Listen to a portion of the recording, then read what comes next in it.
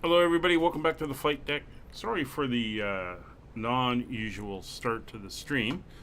I had a problem with the streaming software and it crashed just as I was going live, so I had to reload it. Didn't want to start the 5-minute countdown with only a couple minutes left to go. So we're in, we're up, we're running. We are in Jackson, Wyoming. Glad you could all join us for today. Hope you're doing well. Hope you've had a good week. Oops, let me get that off. Hope you've had a good week, and hope you're ready for a little bit of flying. So some interesting information coming out of the flight sim. They released City Update 3 for Texas. That's our FSLE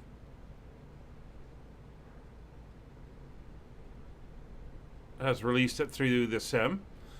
Which is kind of interesting. They've also released the Boeing 307 Stratoliner, which is a pressurized cabin on a B-17 wing and undercarriage set, an engine set. So another interesting aircraft coming. Looking very, very nice. More and more stuff popping up as we go.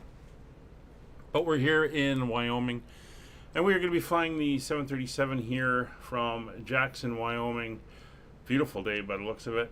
Out to Vancouver, where the weather is pretty good out there now. A little bit of cloud buildup and some storms in the area, but other than that, it is a lovely 20 degrees out there. So we'll see how the flight goes. So let's hop on board. I know we're a little bit early, a minute or two, but better to be late off the gate than to be early.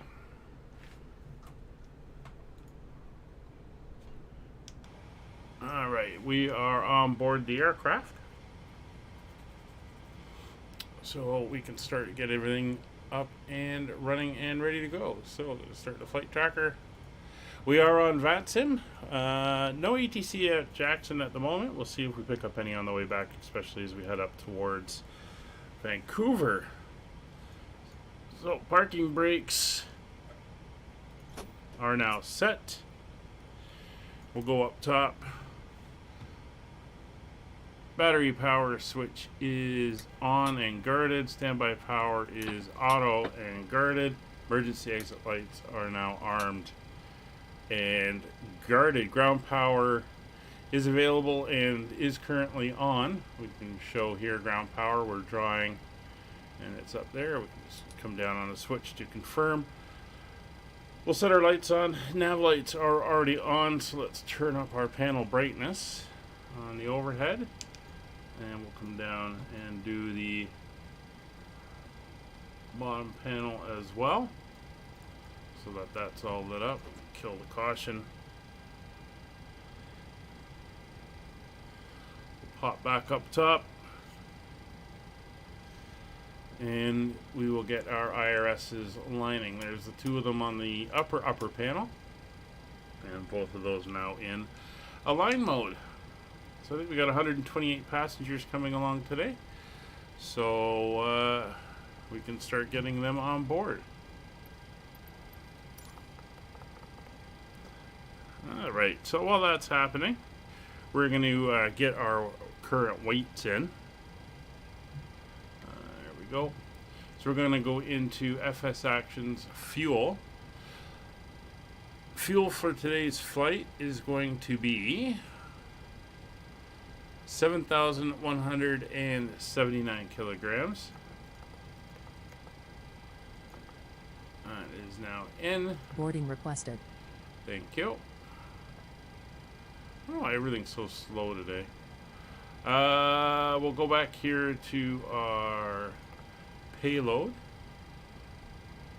Now we're looking at an estimated takeoff weight of 52,866. So that's what we're aiming for over here. We should have, as I said, 128 passengers. So I'm just going to take a quick look.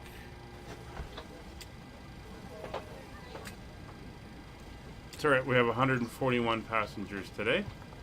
So there's 141. And we'll play our takeoff weight down to 59.8. So that's 2 tons. So I can go to 1117 and 832. And there is our 59.8. I don't know why my loading was done that quickly for the passengers. Something a little weird's been happening with the thing there, and it looks like it's pulled our front jetway as well, our front air stairs. Let's get those back. Alright, so everyone is loading in. We can go back up top and finish our check. So passenger signs will come on.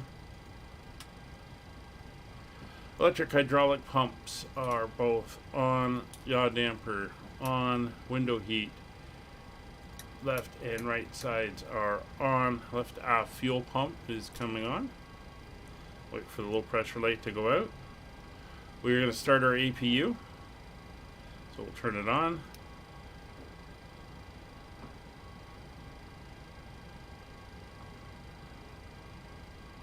There's a low oil pressure light, and we can start it. Oh, we wait for that. We'll make sure our landing elevation is in while we wait. So our elevation here is 6450. And we'll do it now because it's going to take a bit to get it there.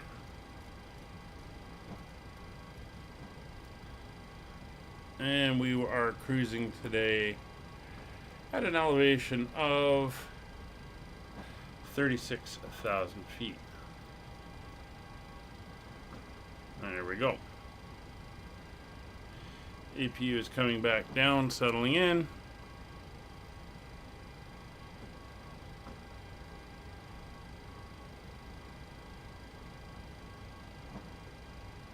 Temperature should settle around the 400 degree mark. And there we go. So the APU generators are now both on. APU bleed is on. I'll turn on the packs to auto. Isolation valve is open.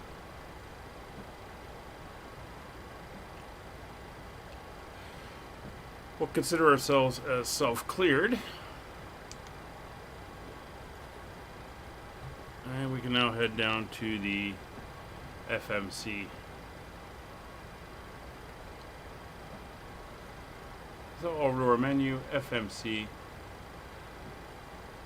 Nav data is currently current. We'll go over to our position. Over to the next page is the 30th, even number, so it'll be the left GPS.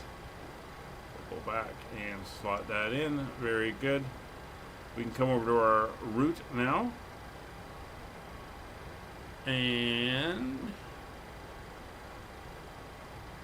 since it's been a while since I have flown the PMDG 737, forgot to download the flight plan, so I'll just get that quickly. And you just have to take it from wherever you download it, plop it into your proper flight plan for the variant of the 737 you are using. You can then request the plan. We have 4, and you can see here we're going KJack to CYVR. We'll pick up that 700 miles. Select it. It's going to send it over. Once it has it, it'll tell us it's available to load into the computer. We're just waiting for that now. I'll load it in.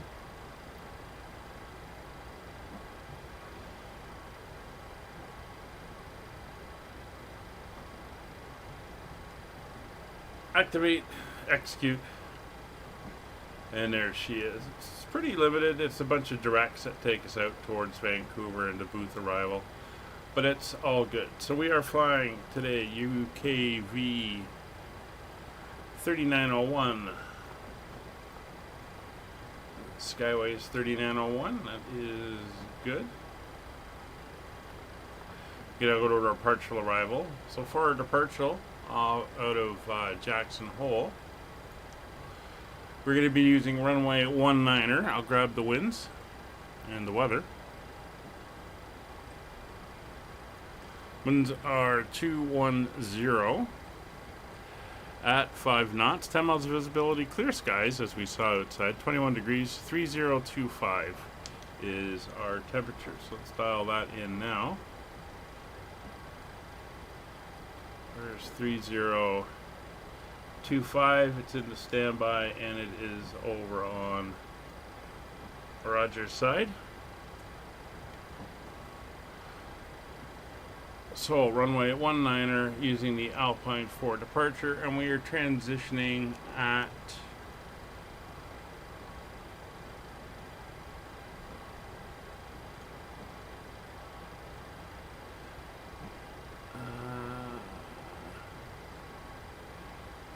let's take a look. Kitchi, Ida. We're going to Ida.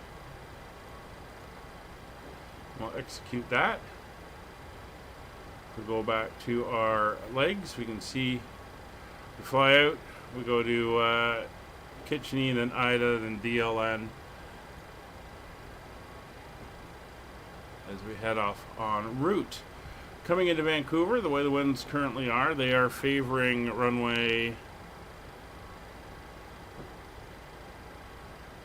29er or 26. We're going in on 26 left. So we're going to be doing the ILS for runway 26 left, and we're going to go in on the Canuck 5, and we will execute that. So that is all set up, and now go to our performance. Gross weight for our departure today,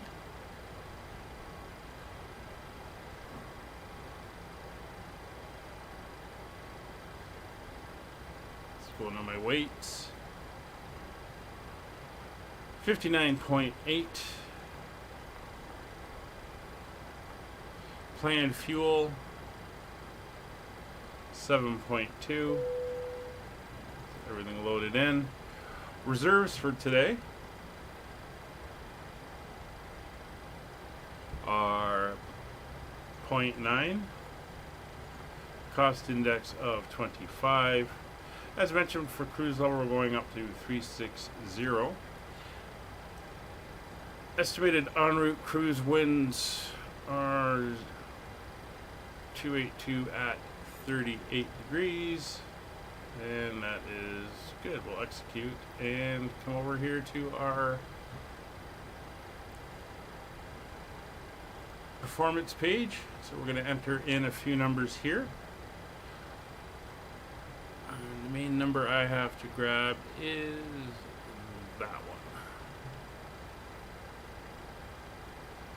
Alright, so we are at K-Jack taking off on runway 19er. Estimate takeoff weight of that. Dry, optimum engine bleeds on. And bring in the weather. Calculate. So what are you giving us today? Performance calculator, which you can find a link in the description below.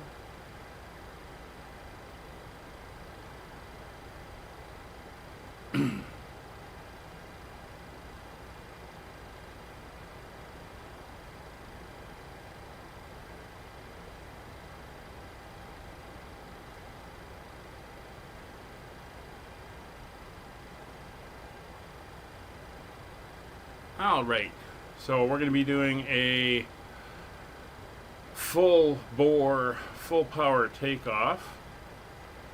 We're going to go going at a flaps 15. And we'll set our there, and we'll set our V speeds in accordingly. And we are going to basically hold the brakes until we're up and going, and then off we go. We're at the edges of performance here. So it's going to be a little bit interesting.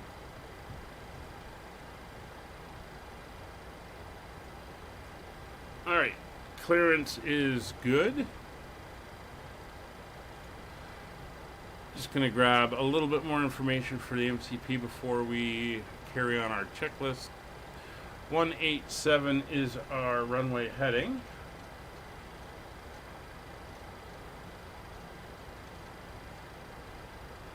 Minimum takeoff will be what? Climb speed will be 147. We're going right up to flight level 360. So make sure that's in.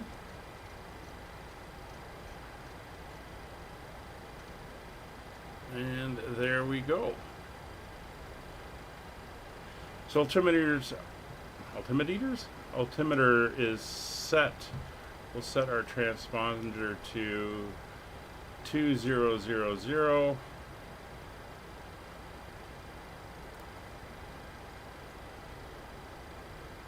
Quick systems check and emergency check. There's our inops, our cautions, and we will do our fire and our system. With that done, I'll close the doors. Glide slope. Pull up. Wind shear. Wind shear. Wind shear. Terrain. Terrain. Pull up. Airspeed low. Airspeed low.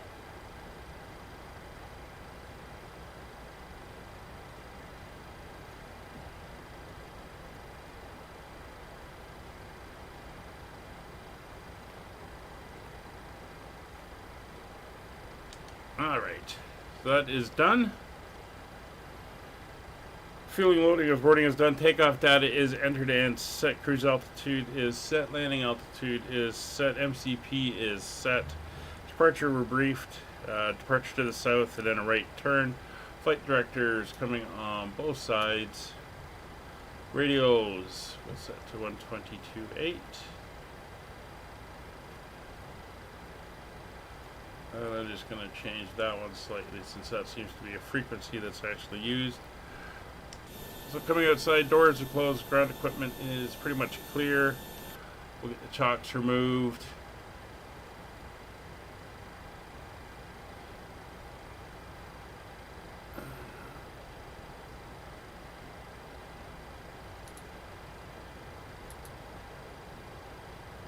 Just confirm that is off.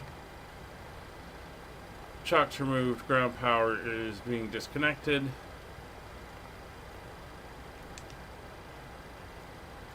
Set up my thing with traffic, data, terrain.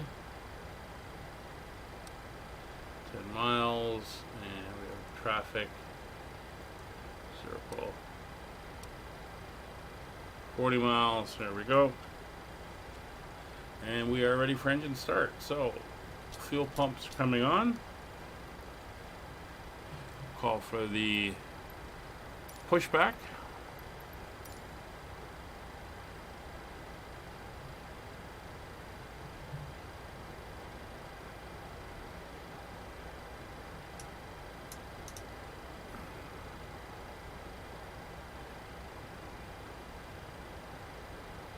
Hello, Captain. We are ready for pushback.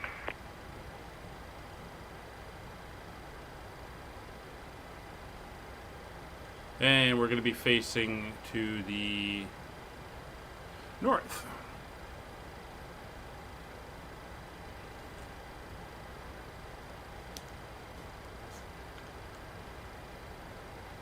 Departure checks completed. Bypass pin inserted.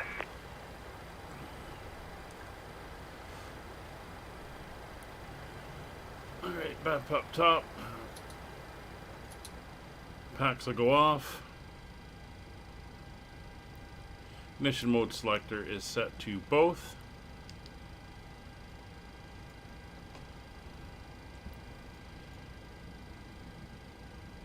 Anti-collision light is now on. Locking gear.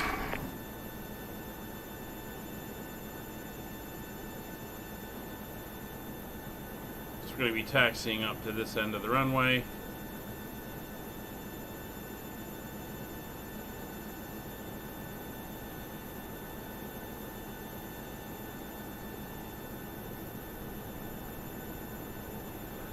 And we want to go nose to the left, tail to the right. Release parking brakes, please.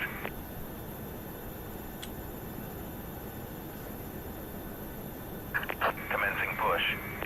All engines clear. Start at will. It is full. Make sure you close it as a All right. courtesy to other passengers. Also, be sure that the aisle is clear and sit down so that way other There we passengers go. can get by you. Starting If engine you're number seated 2. in an emergency exit row, please review the exit seating responsibilities in the safety card provided for you. Please make sure that you are able and willing to perform these actions. If you're not, please let a flight attendant know so that way you can be reseated. There Now's we the go, time to get out any 1.3. last-minute text messages if Adding you need fuel. to, but we ask that once we depart from the gate, you put away any laptops or tablets. Thank you and welcome aboard. Hey, Brian. It was good. It's a little smoky. Could definitely smell it when I was there, but Good afternoon, ladies and gentlemen. got and the, welcome aboard flight wandered around for a while, 3901, saw Surf everything. to Vancouver. They Our did. flight time They will be opened up roughly the 1 hour and other hangar for a 53 while, so I minutes. got to go over Please note there. the cabin doors now closed. Took a lot of We ask that you pictures. make sure that all devices are in airplane mode and your larger And, devices are now shut down and stowed. It was a couple If you nice have not flights. already, please fasten your seatbelt and verify it is low and tight across As I the mentioned, I back. got The to safety fly of in the the seatbelt must be in the full upright and locked position 8220 for the departure. first Cabin time, crew, and not secure only doors for that, departure. it was in the retro livery. It was in the old TCA livery. So I don't know if it made our flight any faster, but it made us a lot cooler. Ladies and gentlemen, please direct your attention to the flight attendants for a safety demonstration. When the seatbelt light is fastened, please make sure that your seatbelts are fastened Alright, low and there's tight across the lap. 1.2. To fasten Please set your parking seatbelt brakes. fittings into Adding one another, fuel. tighten by pulling on the loose end of the strap. Brakes are Waiting set. your confirmation for a good engine start. We suggest that you Yeah, we got a haze Pilot out play. today, and I could smell the smoke slightly when I There are got several home last emergency night and went exits for a on walk. this aircraft. Please take a few moments now to locate your nearest exit. In some cases, your nearest exit may be behind you. If we need to evacuate the aircraft, floor-level lighting will guide you towards the exit. In the event of a decompression, an oxygen mask But will beautiful drop- day here in Jackson, Wyoming. The engines are winding up. See the mountains. We're taking off that way. And short runway, so we're going to be sitting on the If you're brakes traveling and with a child or someone who getting ready to requires go. assistance, secure your mask on first and Anyway, then we have other. 2 good engine Keep your starts, mask so on let's until let a them member of know. the crew Get to advises ground. you it is We have a safe to good release. engine start. In You the can event that the disconnect. pilot decides to take us for a swim, a fashionable life vest So we're up located top. in So the generators top 1 of and the 2 seat are or now between coming the online. armrests. Engine 1 When and 2 instructed to start do switches so, will open the go to plastic pouch and continuous. remove the vest. Probe Flip heats it over your are head. coming Wrap the on. straps around your waist and buckle Anti-ice at is the not front. required. Hold the Engine strap 1 and tight. 2 To bleeds inflate the are vest, pull now firmly on the red on. cord only when Packs exiting the aircraft. left and right If your are life set vest to does auto. not inflate Recirculation automatically, fan to blow into the auto. mouth to Isolation determine valve inflation.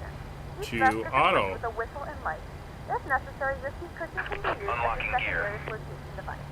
Toga, yeah, Then it's all going to be on the devices brakes must be in and airplane mode, toga larger and devices all must that be good turned stuff. off We're doing a securely flaps at this time. 15 departure today. Please securely stow your personal items.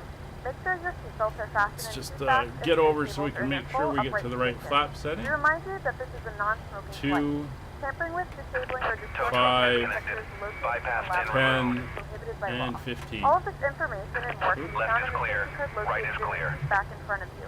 We suggest reading this and letting a cabin member know if you have any questions. Thank you for flying with us again, and we hope you enjoy your flight. Yeah, it was my first time on it. I think I'm flying it when I go to Washington next week. It was an interesting airplane. It was nice. It was comfortable, quiet, big windows. Not as roomy as I thought it would be, or at least I forgot it was going to be a little bit smaller. I shouldn't say that. All right, so retro fans, isolation valves, auto, APU. Finish off here. Isolation valve set for auto. APU bleed is now off. APU is off. Flap set for 10. Elevator trim. We want to be trimmed at 6, 4, 5, 6 are close enough. Quick flight control check. Full left, full right, neutral, full forward, full back, neutral, full left rudder, full right rudder, neutral. It was good once I remembered, and plus the bins were open, and it was kind of like, oops. But it was all good. Ready. So we're going to be LNAV and VNAV. Auto throttles armed. Recall warning is clear. We're clear for taxi. So taxi light is going to come on. We'll put the logo light on, the wing lights on. Auto brake set to RTO. And we'll head down. Jackson Hole area traffic. Skyways 3901 taxiing runway 19 via Alpha. Alright, brakes off. Confirm flaps set to 15. There, confirmed. And goodbye Jackson Hole. There was somebody here earlier as I was loading in, but they're gone now. And definitely need a lot of power to get moving at this altitude. We're 6,500 feet up. So here's that white box around the cages. Don't know why it's doing that. So I pop out and I come back, you can see it there. That's annoying. Yes, we are flying tomorrow. We're doing the next leg on our Around the Atlantic tour. 1400 Zulu. We'll be flying from Newark, New Jersey, all the way to Greenland.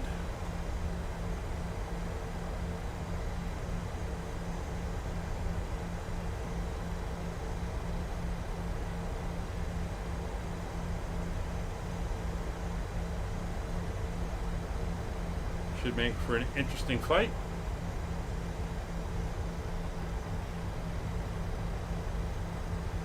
Flow of the last Asobo update. Probably. I've seen that. I've also seen sometimes a little white circle, like a center aim point thing that pops in every once in a while. Not always, but kind of annoying as well. So something they've got to fix there.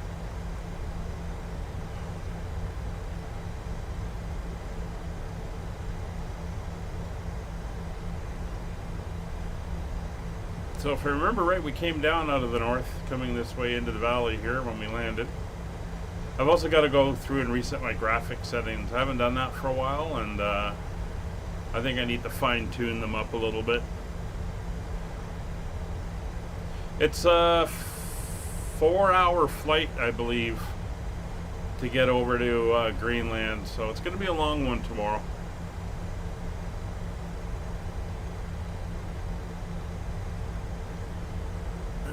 Coming up is the de-icing facility here at Jackson. As you can imagine, with all the skiers coming in, they would be putting it to a lot of use.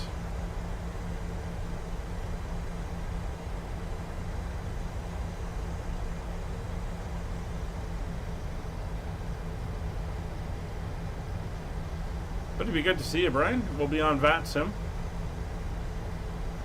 Sunday we are doing the flight from Montreal over to Venice in the 747. Not the salty one. Apparently it's been split off, so it'll be in the Asobo, updated Asobo one. So we'll, I think that's what I flew over to Montreal in. So we'll give it another shot. See how it does. It did seem to do okay.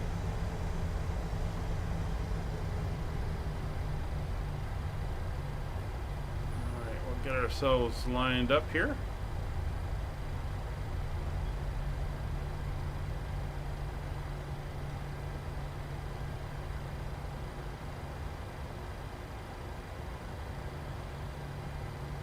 All right, so we're on the brakes. Fuel flow. Come down here to the engines. We'll bring the information up. Fuel flow 2828. We'll do a reset. And check those numbers. Fuel flow is equal. V speeds are checked 127 V1 120 or 121 V1 121 VR 127 V2. We have 147 in the MCP is set, nav data is set, radios are good. We have our clearance. Position lights are on, strobe and steady. Taxi light is off, landing lights are on, turn off lights are on, wing lights are on, logo lights are on. TARA transponder is on, runway is identified. Jacksonville traffic, Skyways 3901, taking position, runway 19 Jackson. Alright, let's move out. We're going to try to get as much runway length here as we can get.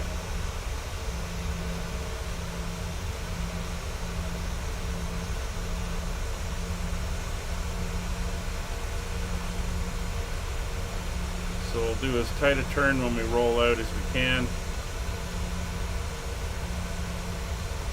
My performance calculator said don't do it, pretty much.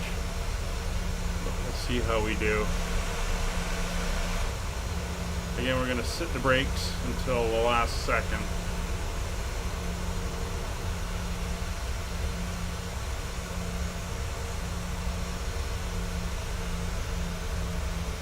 We have one more small airport we'll be flying into. The next one we fly when we leave Vancouver is out to Ketchikan, another small airport, back up Alaska way this time.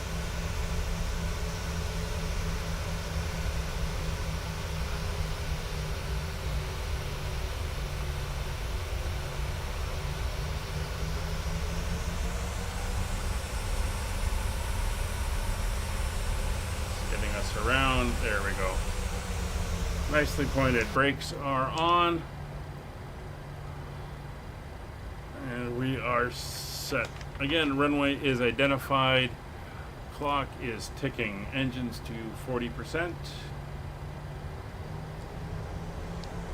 Jackson area traffic, Skyways 3901, rolling runway 19er on the Alpine Ford departure to the northwest, Jackson. All right.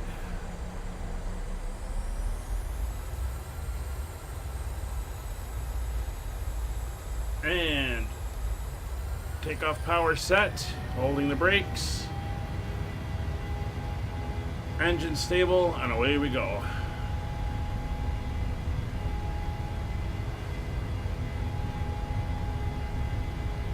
Airspeed's live.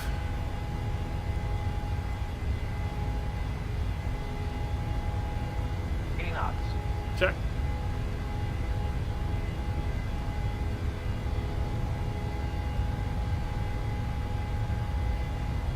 D10. Oh yeah, we got this. Again, nice and gentle. Positive rate of climb. Gear up. Remember, we're at flaps 15 at the moment.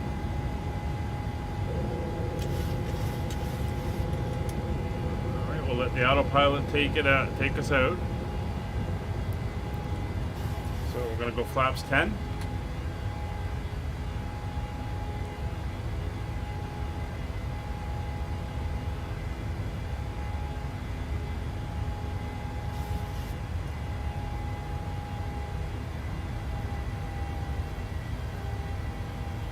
Starting to accelerate.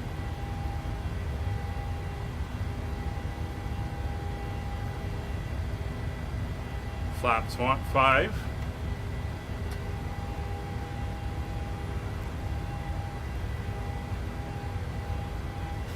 Speed coming up.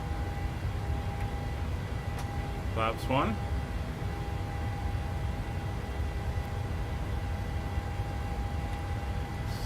Slowly bringing them flaps up. You can see the valley we're heading down now. And flaps up. As we're accelerating down the valley here. So when we hit the intercept point, we're going to head down here, keep climbing. We're accelerating at the moment.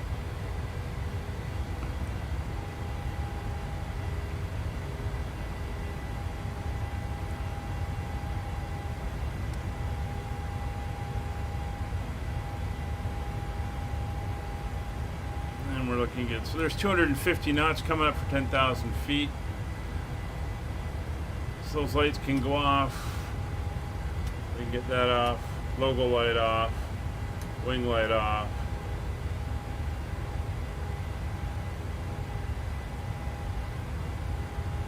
So strobes, position lights, and anti-collision lights are on. You can release the seat belts in the back as well.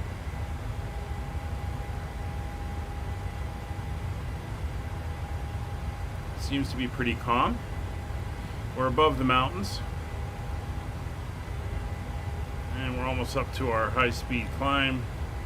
3,000 feet per minute. Coming up on 12,000 feet.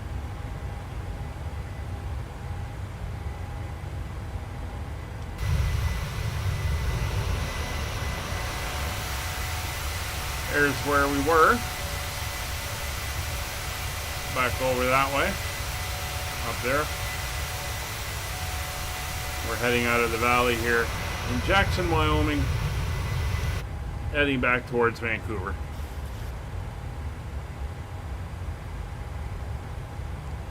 Going to do an ATC check up in Vancouver, see if there's anyone on up in that area.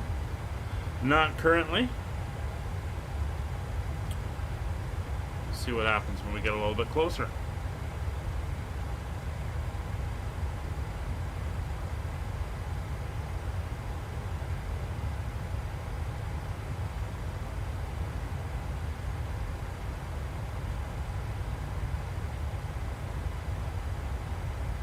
Gentlemen, we have now passed 10,000 feet, so you may turn on larger portable electronic devices. This is also a reminder to please keep your seatbelt fastened throughout the duration of the flight and do not form a line near the lavatory. This aircraft is equipped with onboard Wi-Fi. You will be required to pay a small fee if you wish to access it. We do offer complimentary in-flight TV thanks to our partners. Connect to the Wi-Fi and you will be able to access our wide range of free live TV and paid movies library. So the weather up in Vancouver currently is just a few clouds in the area, but there have been some reports of thunderstorms and cumulus buildup as well.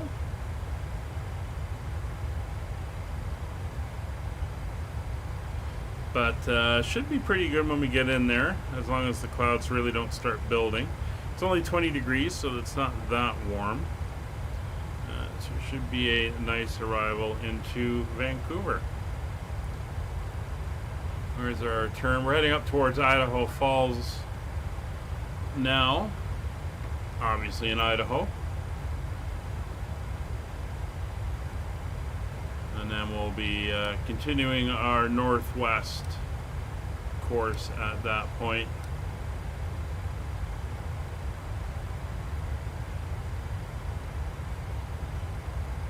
Switch over to standard pressure.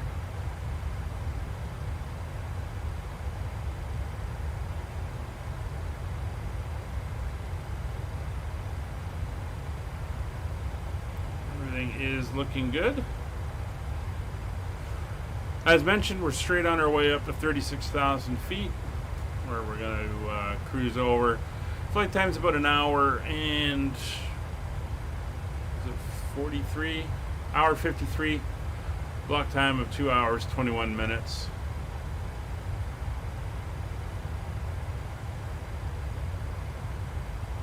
But we'll set up some views out of the, let's go right side of the aircraft today.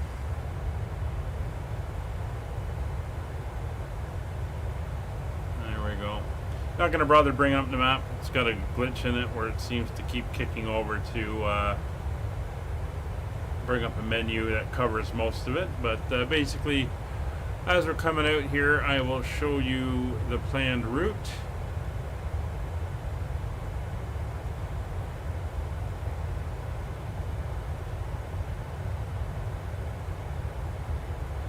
So here we are, climbing out of Jackson. We flew down the valley there. We've just made this right turn. Flying up to Idaho Falls. We'll make a further right.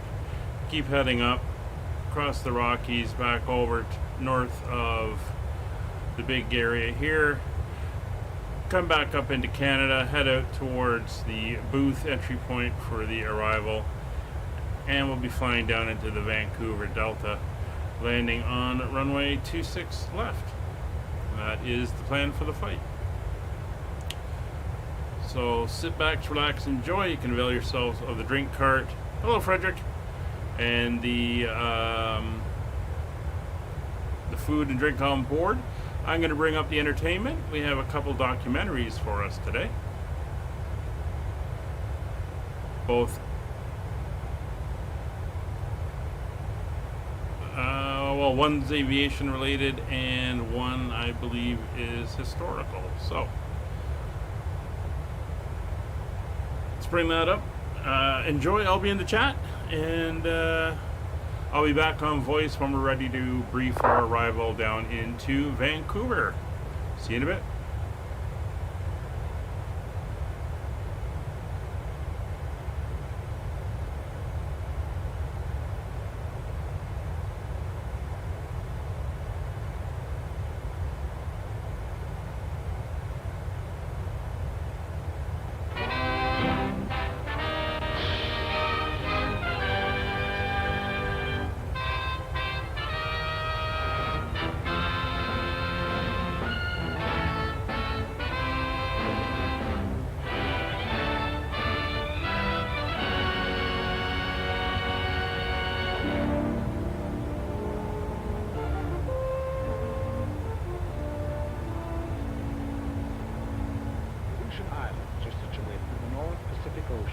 Forming a chain which extends about 1,200 miles west-southwest from Alaska Peninsula towards Siberia to form the southern boundary of the Bering Sea.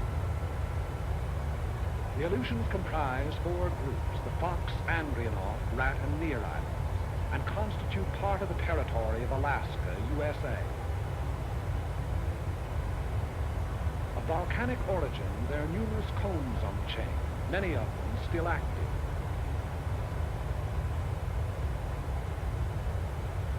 The coasts are rocky and surf-worn, rising immediately from the water in steep, bold mountains.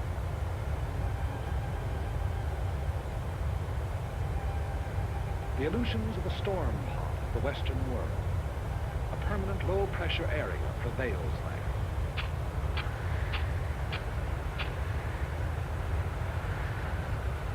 Cold air masses from the polar regions flow with a shearing effect against the warm, moisture-laden air masses over the Japanese current to form cyclonic disturbances.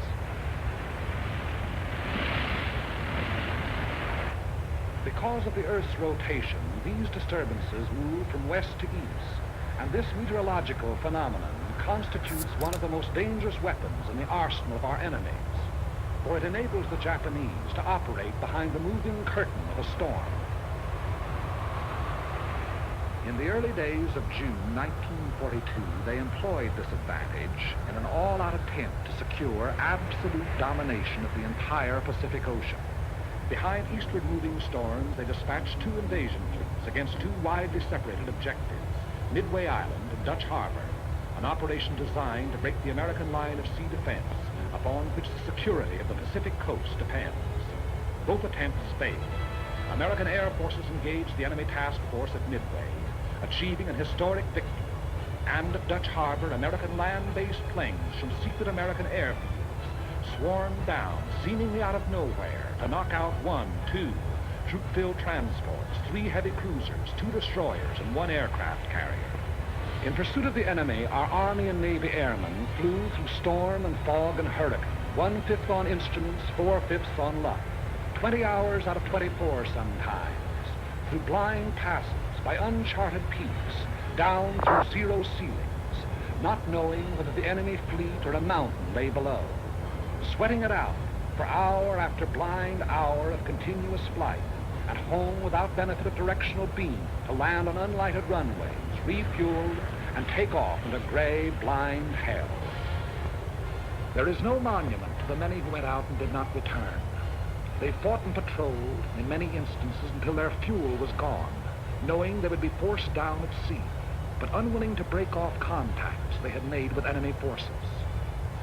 Few are alive of those that flew against the Japs in the Battle of Dutch Harbor. If you wish to see their monument, you Americans here at home, look around you. In retiring, the remnants of the defeated Japanese task force landed troops on the undefended islands of Attu, Agatu, and Kiska, we immediately undertook the offensive. So commenced our march out along the bridge toward Asia.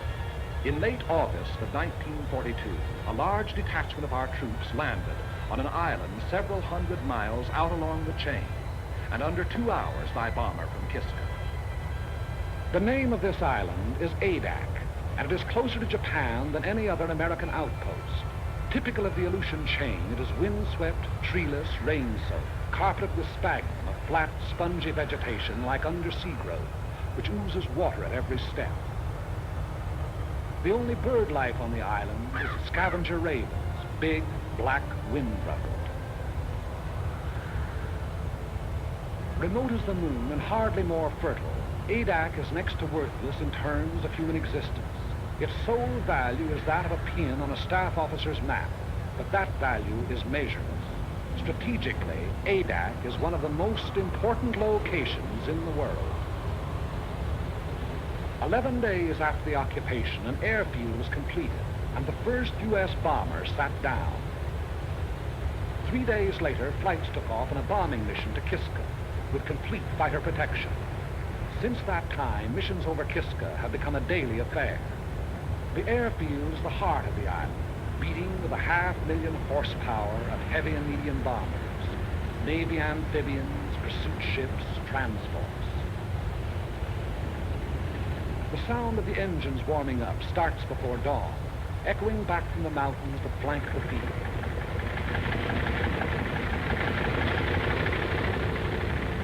Every day, weather permitting, the bombers take off on at least one mission.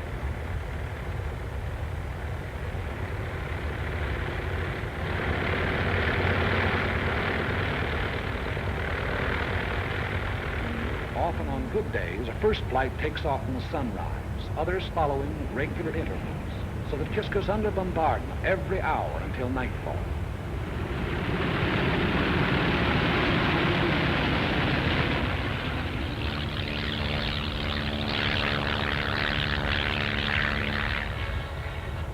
Equal in importance to the airfield, and without which the airfield could not exist, is Adak's excellent harbor. Landlocked on 3 sides with a natural island breakwater, it enables heavy draft vessels to come inshore and unload by lighter under almost any weather conditions. If the airfield is the heart of Adak, the harbor is its hungry mouth. Its demands are ever on the increase. By day and by night, freighters, tankers, transports deposit munitions, supplies, men upon the beach.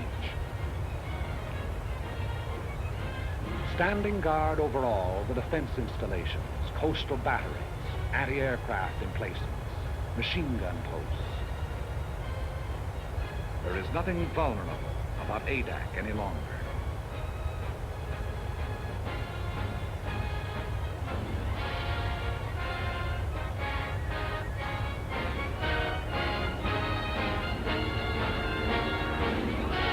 The skies are constantly circled by aerial patrols and never-ending relays.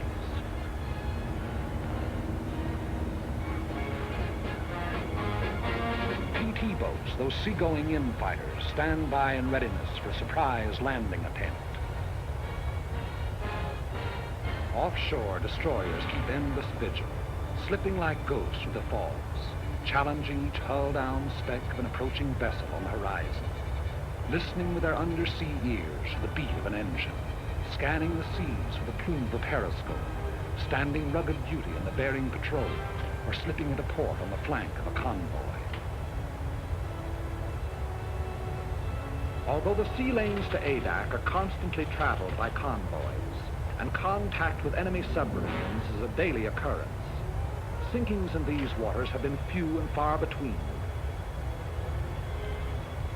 Contact with an enemy submarine may continue on and off for hours, during which the undersea craft maneuvers for position to attack, venturing within the radius of the convoy's undersea detectors, only to crash down, then kill engines and lie silent on the bottom as our destroyers bear down and release depth charges.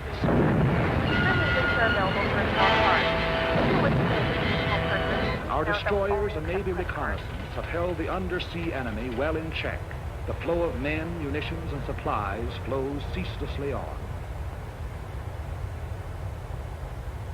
The gigantic task of furnishing every American expeditionary force with the materials needed in carrying the fight to the enemy falls to the Army Service Forces. ASF is the bloodstream of our whole military body, maintaining its every organ and muscle. ADAC presents a special problem, as the barren island furnishes nothing toward human needs save drinking water. Everything else must be brought here. Food, fuel for men and motors, machinery, munitions, shelter material. Raise these basic requirements to the nth power.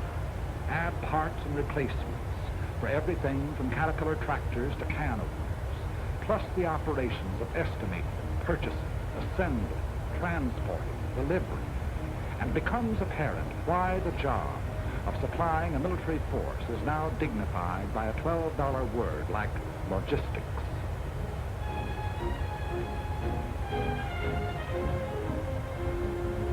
Since the original landing, the manpower of ADAC has been constantly augmented. Where before it was hundreds, now it is thousands. Troops arrive after a voyage that may take anywhere from a week to a month, depending on the sea route.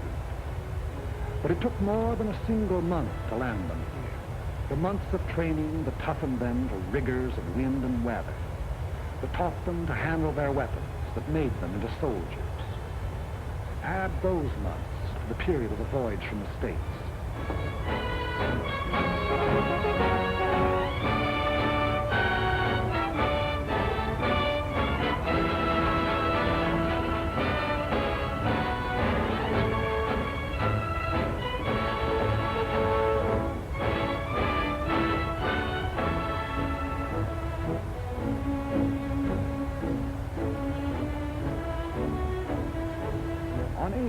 Down-eastern accents mixed with Texas drawls and Middle Western twangs and Brooklynese.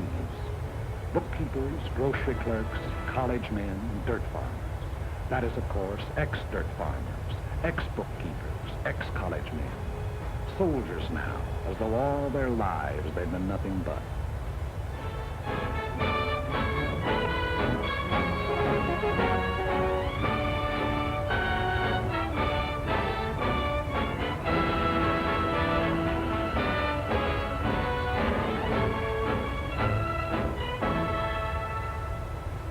Orders for the day, special orders and news appear on the bulletin board. Since newspapers and magazines are usually from a month to 3 months out of date, these radioed news flashes are the only means by which the soldier knows what's going on outside.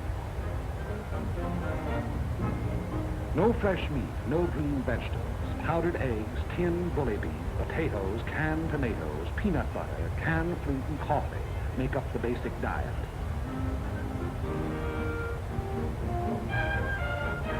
And biscuits, barrels full of biscuits.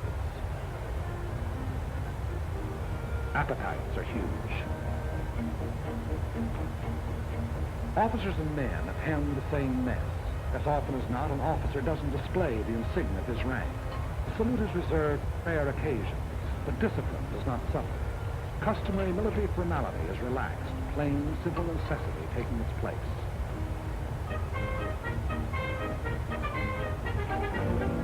After months in an outpost like ADAC, there's a tendency on the part of the soldier to think and live only in terms of the present. That faraway world from which he came begins to seem like a dream to him. A letter in his hand is proof of the reality of that world, of Saturday night dances, jalapenos and ice cream sodas, sport pages, shaving in the same mirror with the old man. A letter means more than his paycheck to the soldier. If he happens to be in the Air Corps, he'd gladly make an extra flight over Kiska for one more letter.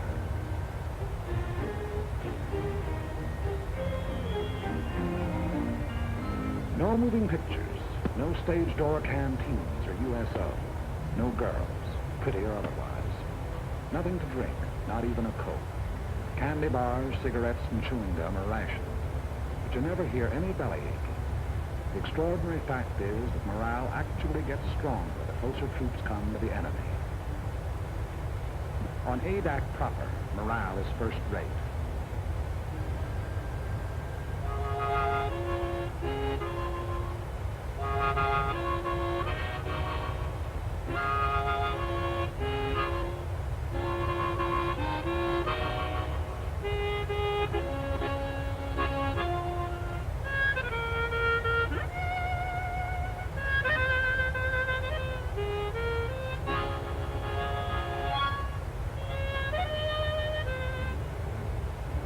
site of the airfield was originally a shallow tidal lagoon.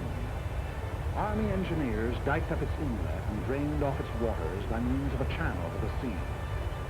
It was their resourcefulness in exploiting a natural formation which made possible the completion of the field in 10 days and 11 nights, for the work never ceased. Bulldozers shifted thousands of tons of the lava ash which composed the bed of the lagoon. Not a new gain to the corps that built the Panama Canal.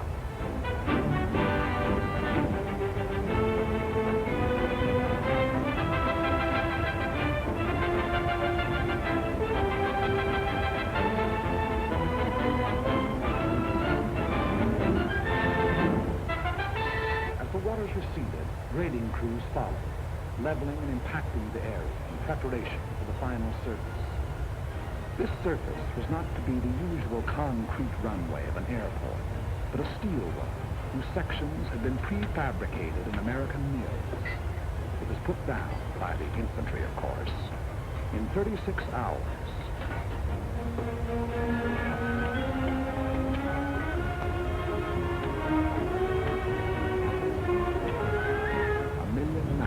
Square feet of it.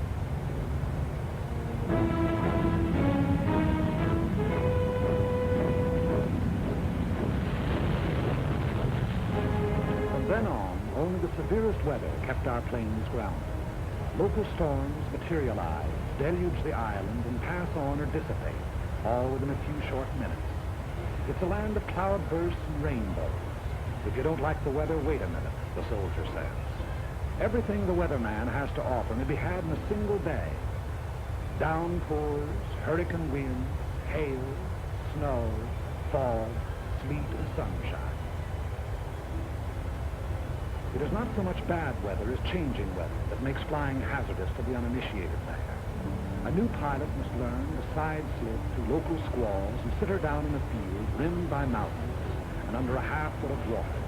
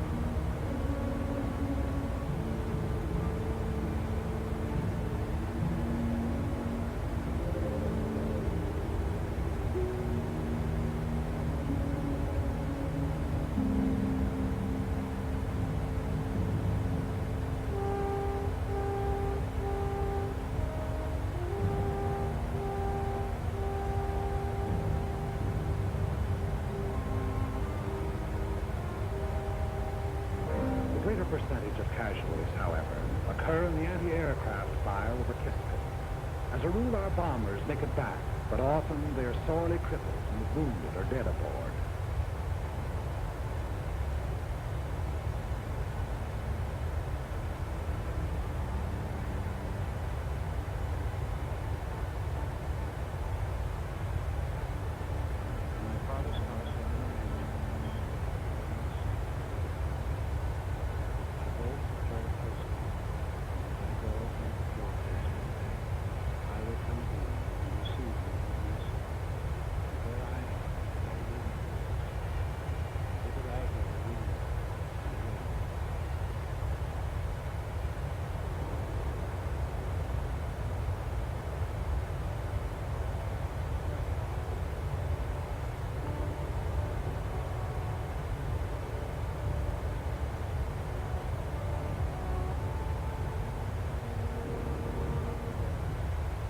The day's mission is the highlight of each 24 hours.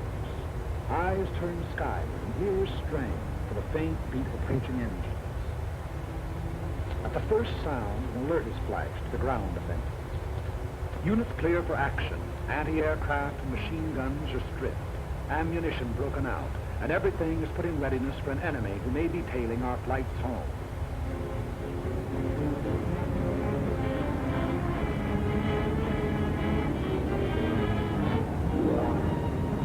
Bombers went out, and 6 are coming back.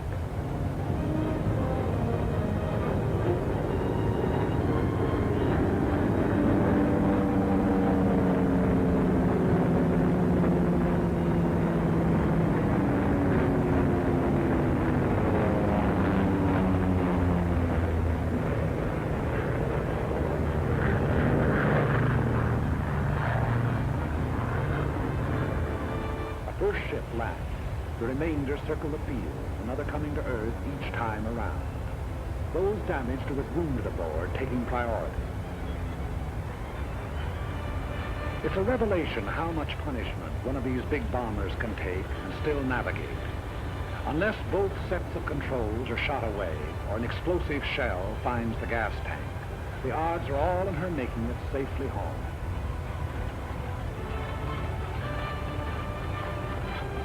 Anyone who's been over will tell you that the most wonderful ride in the world is the ride back from Kiska.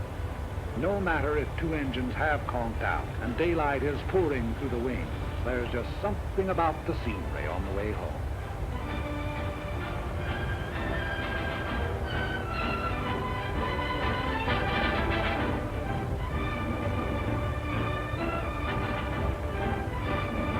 Crews proceed to the field operations tent of the Bomber Command, where they will be questioned as to results and observations.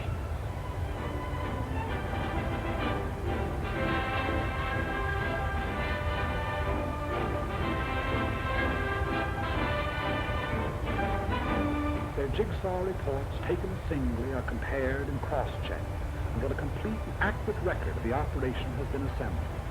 Thereafter they're dismissed with nothing to do till tomorrow but eat, drink, and do nothing. I've got 6pence to last me all my life. I've got 2pence to spend, and 2pence to lend, and 2pence to send home to my wife. No cares have I to grieve me, no pretty little girl to deceive me. I'm as happy as a king, believe me, as we go rolling home. Rolling home, rolling home, rolling home, rolling home, by the light of the silvery moon.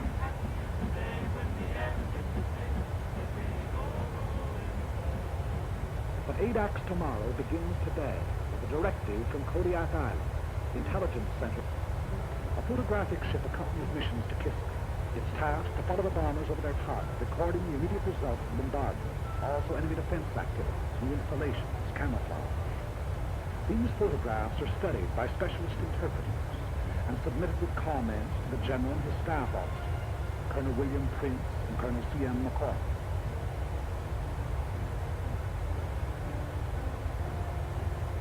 Here is Kiska, her camp area, with its steel huts, her hangars, her underground railway, her gun installations. Kiska, one of the hottest spots on the Earth, or above. The main objectives in any mission from ADAC are the destruction of enemy shipping en route to Kiska, destruction of installations on the island, harassing of enemy personnel. When the broader aspects of the operation have been decided upon, the senior officers of the bomber and fighter units work out its details. Among considerations in planning a mission are the type of aircraft to be employed, the weight and type of bombs, the time, altitude, and direction of the attack. All of these are interrelated, a change of one influencing all the others. The overall determining factor is weather. For this reason, the Navy meteorologist plots his charts up to the very time of takeoff. A change of weather at the last moment may mean a complete revision of tomorrow's plans. Tomorrow is Sunday.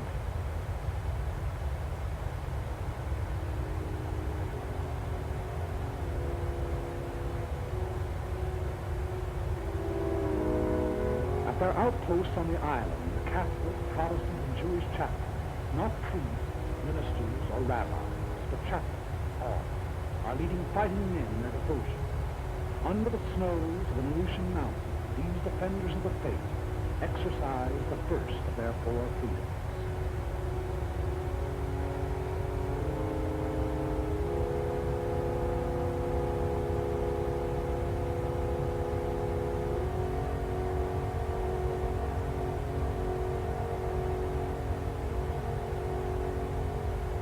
But so far as the business of war is concerned, Sunday on ADAC is like any other day. There's a mission going out at 13 o'clock. Bombs must be brought down to the field from their camouflage dumps.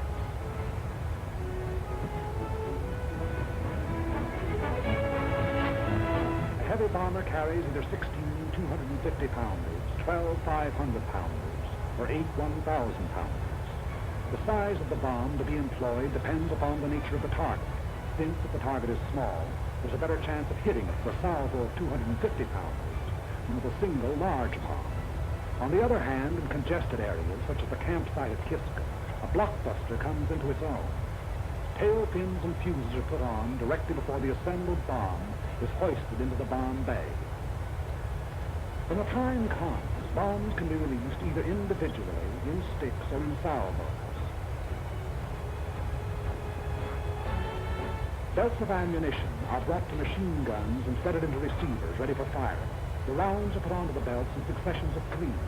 Red-tip tracers, yellow incendiaries, and black regulations.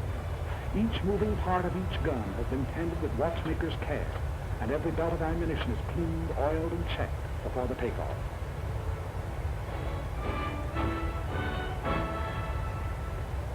It is 12:40 o'clock, and the pilots who are going to fly the mission receive final instructions. 3 flights, 2 of B-24s and 1 of B-17s are to go over the target. First flight at 1,100 feet to drop 500-pounders on anti-aircraft installations at North Head.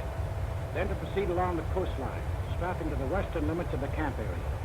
The second flight at 7,500 feet to drop 1,000-pound bombs on the camp area. The third flight at 4,500 feet to destroy hangars with 500-pound bombs. Second and third flights to follow at intervals of 45 seconds. 3 fighters to precede each bomber flight at 600 feet, and 3 fighters to afford overhead protection from enemy aircraft.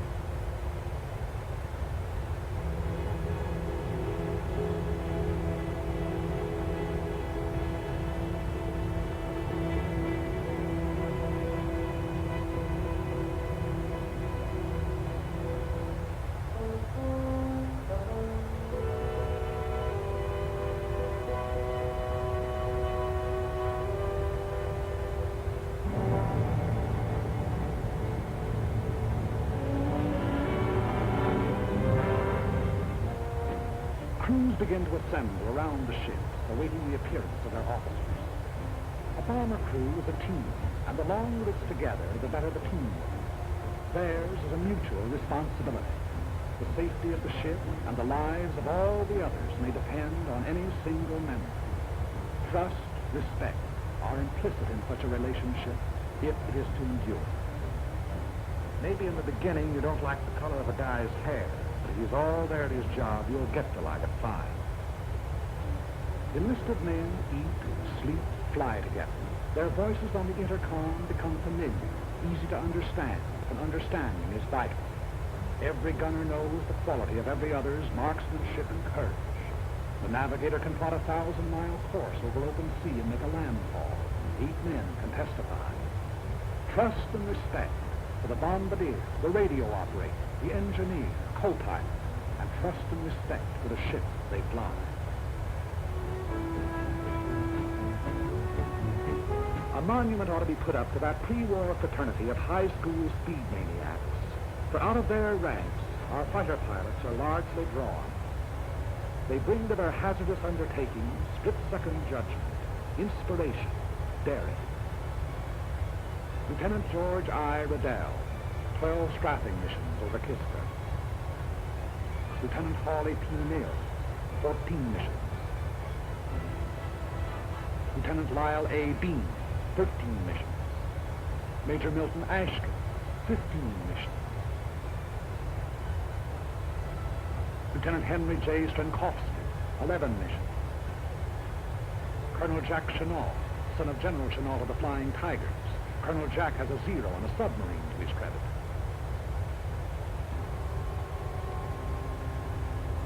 A last-minute weather observation is made. The word is given to go. It's good luck and over the hill.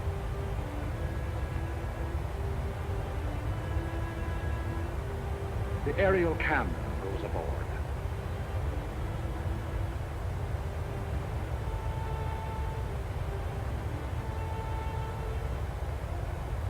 The bomber pilot informs his crew the exact part their ship is to play in the mission. Your bomber pilot is of a different breed to your fighter. Where the fighter is reckless and inspired, the bomber pilot is responsive, determined. Because of the size and imponderability of this ship, there are no last-moment decisions for him. And besides the big, intricate, costly piece of machinery that a heavy bomber is, he has the lives of 6 or 8 others to think about. 100 men, 9 bombers, 12 fighters, are setting out to attack and immobilize 10,000 men behind naval and military defenses. This is the significance of aerial supremacy. But behind this supremacy lies the enormous system which makes it possible for the ships to take off. ASF, Naval Convoy, Army Air Transport, the Corps of Engineers, Army and Navy Intelligence, Signal Corps, Ordnance, and Ground Forces.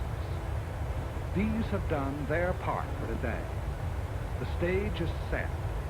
Rehearsals are over. The actors are ready. The curtain is going up. But this is no make-believe drama. They will be playing for keeps.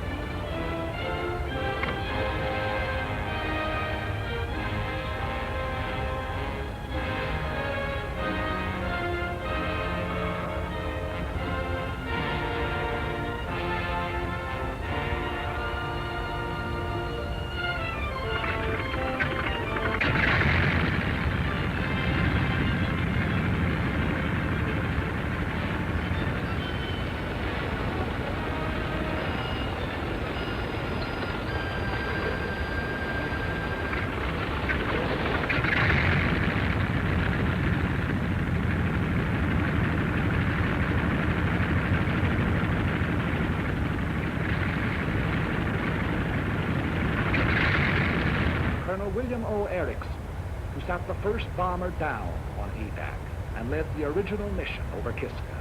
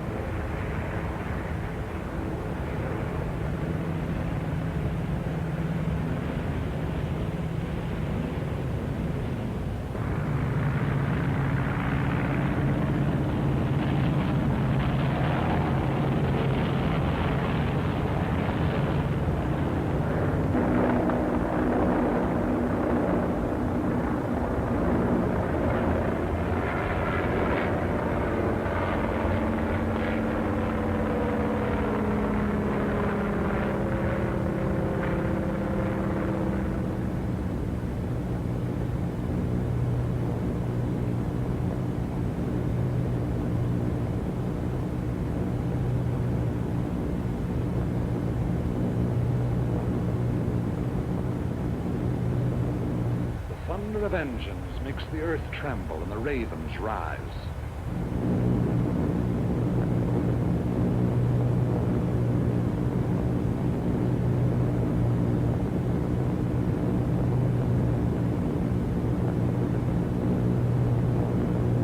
The echelon proceeds toward Kiska.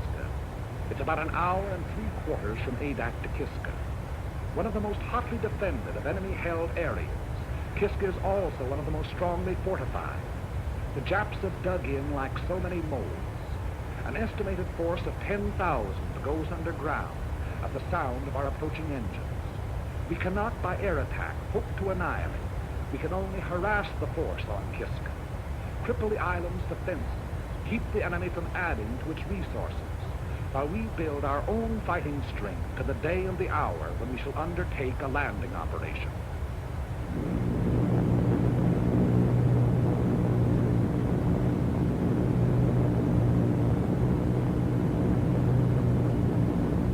Radio contact is maintained between the bombers and Adak throughout the flight, which proceeds at military speed, 165 miles per hour.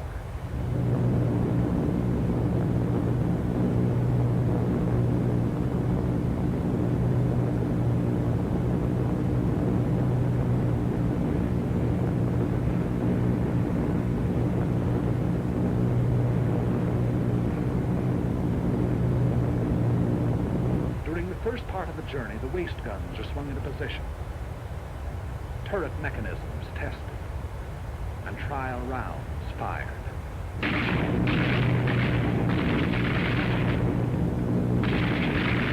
Time moves slowly going out to the target. Crew members have even been known to play stud poker. The route is quite familiar by now. Many pilots and crews have made the flight 25, 30 times.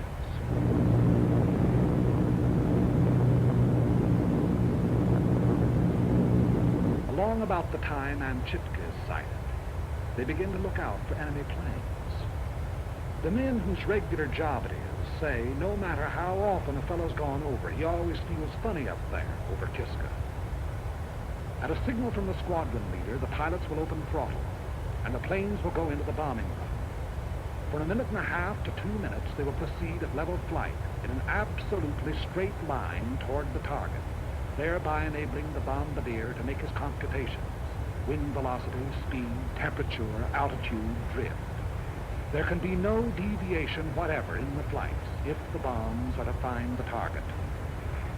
10 miles and 3 minutes from the objective. Before Kiska Volcano, the mission deploys, each flight going to its designated altitude in preparation for the run. The enemy will endeavor to throw the flights off their runs, and to this he will bring all his firepower to bear. The earth below will blaze with hatred. Our ships will heave and rock in the Yakak. Machine gun bullets may make a filigree of their wings. High explosives may open up holes big enough for a man to crawl through.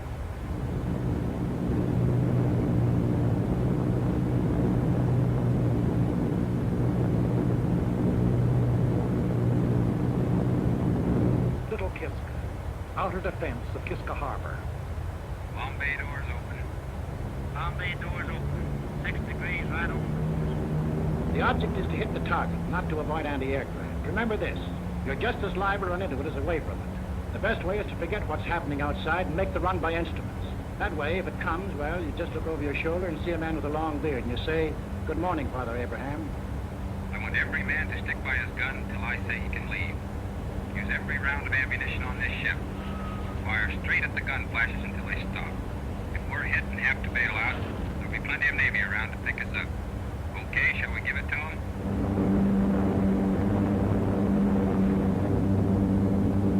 Kiska.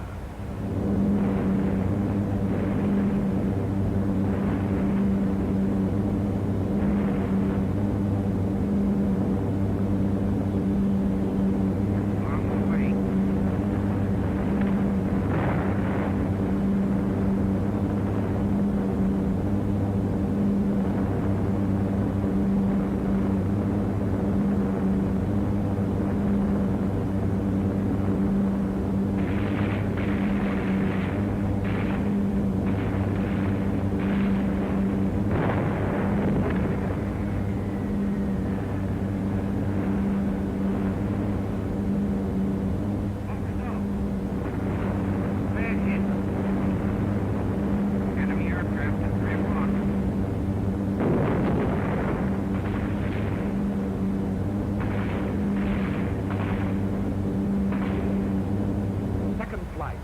altitude.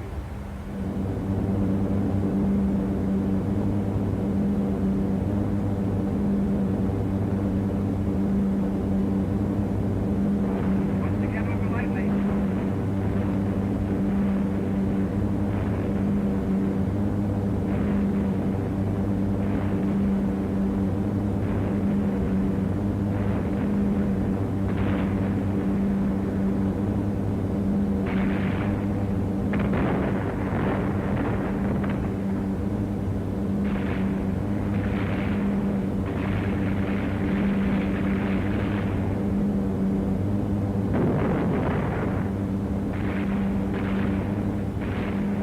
On target. Let him have it.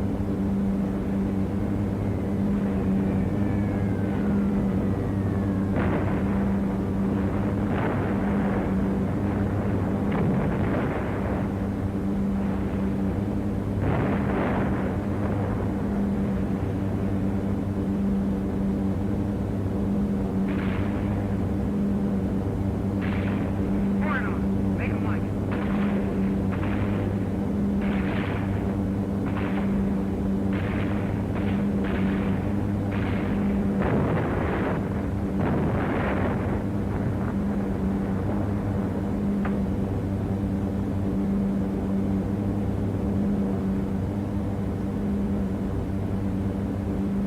Third flight at 4,500 feet.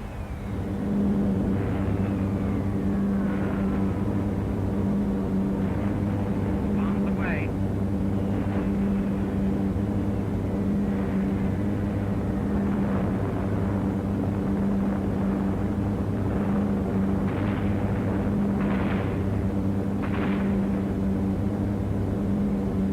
Here it goes.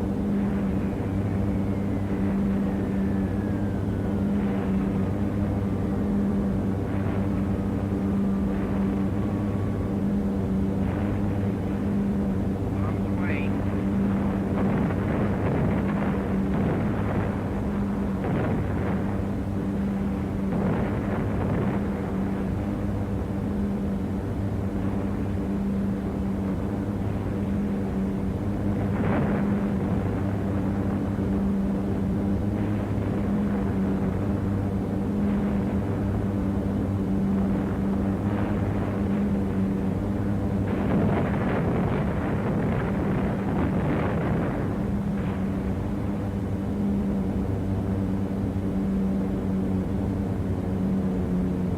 Check in, 1000.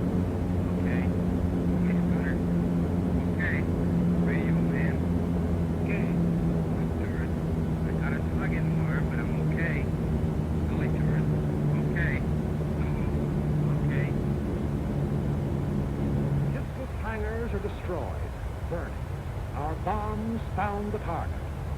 9 bombers came out, and 9 are going home.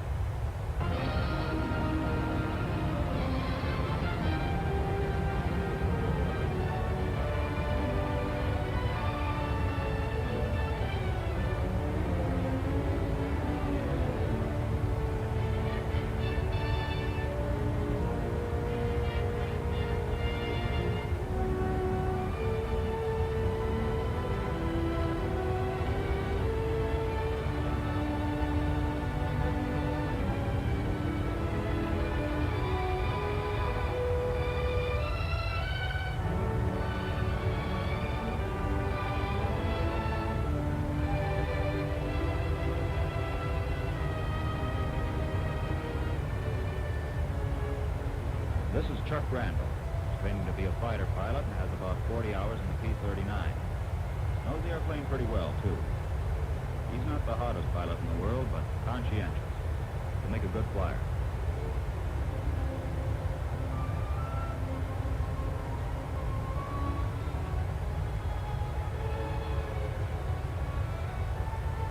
Here's another of the boys. He has about as much time as Chuck, with a little different approach with his flying. For one thing, he didn't spend much time getting to know his airplane. He had finally caught up with it. Coming in one day, his battery went out and the gear was only part way down.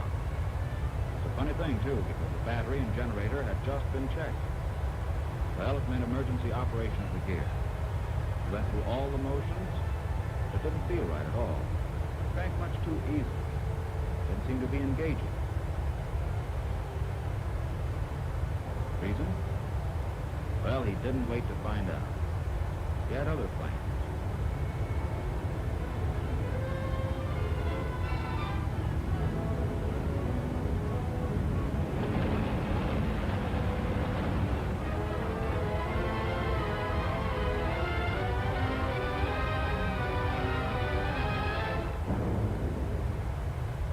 Sure, it was a safe landing. He didn't have a scratch. Pretty sad-looking airplane. He didn't look too happy himself, with good reason. In the first place, if he'd had the clutch handle from manual, he could have cranked the gear down without any trouble.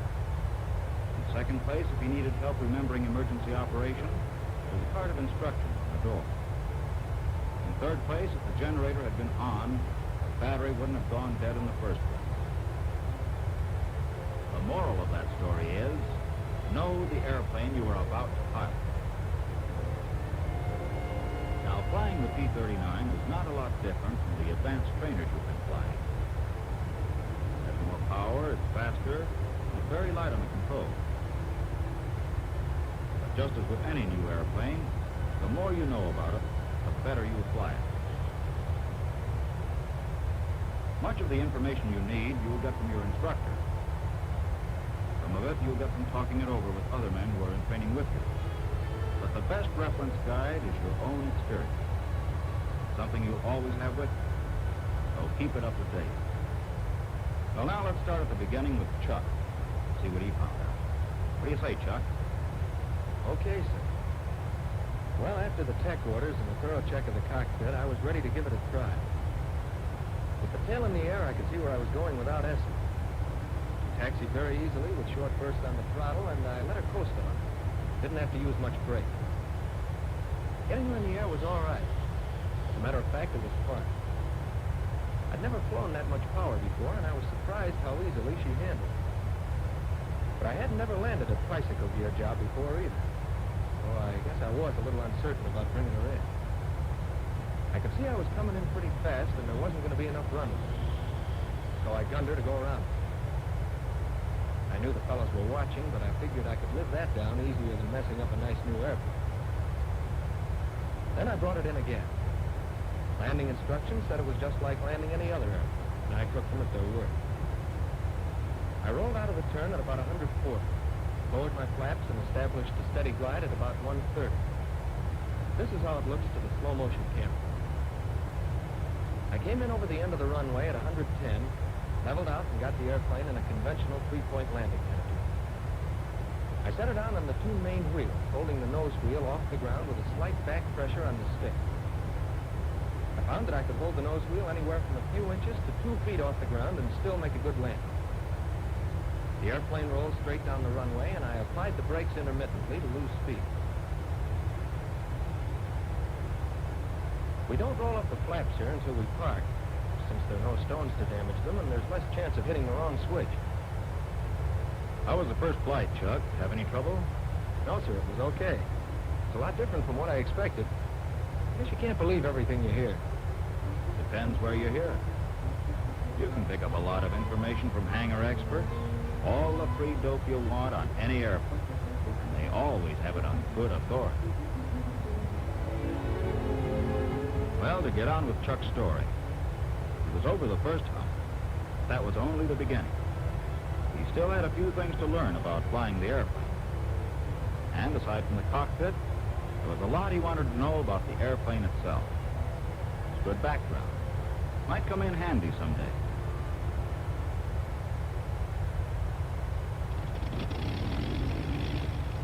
I was going into my transitional training, which began with 8 engineering missions designed to get me acquainted with the performance of the airplane and the operation of its engine. I was flying a Model N airplane and knew from the tech orders that if necessary I could take off with 52 inches and 3,000 RPM, which is rated takeoff power. But in training, with the airplane making 8 or 10 takeoffs a day, we're instructed to keep it down to something less. Actually, it's possible to take off with as little as 35 inches. When I had sufficient altitude, I retracted the gear, and when I was up to a few hundred feet, eased back to 35 inches and 2,600. The going was smooth, and it sure felt good to be flying. But I wasn't ready just yet to sit back and enjoy the scenery. There were a couple of things I had to keep an eye on. The press-dome temperature was under control. Oil temperature was about 70 degrees. Okay. Oil pressure about 70. Fuel pressure, okay. And I had enough airspeed, which is always a good thing to know. They say altitude is like money in the bank, and it's one thing the government has no objection to hoarding. Besides, when you're new to an airplane, it's an especially good idea to have plenty of space underneath. I was on my way up to 10,000 feet. When I got there, I settled back and tried a few coordination exercises. In rolling into a turn, I found that very little rudder pressure was needed. You want to treat this airplane like a lady. Don't try to be fast or rough if you expect to get along. Then I tried a few gentle turns. At first, I had a tendency to skid or slip. The turning radius of this airplane is much greater than what I've been used to. It took me a while to get the proper relationship between the aileron and rudder. But by doing a few more and keeping an eye on the bank and turn indicator, I soon got the idea of how to coordinate properly, and they began to feel pretty smooth. Like all pilots who fly pursuit, it wasn't long before I got to wondering about the speed I could get out of her. So I poured on Nicole to see how she'd react. Up to 3,000 RPM and 52 inches. Incidentally, the tech orders say always increase RPM first, then manifold pressure.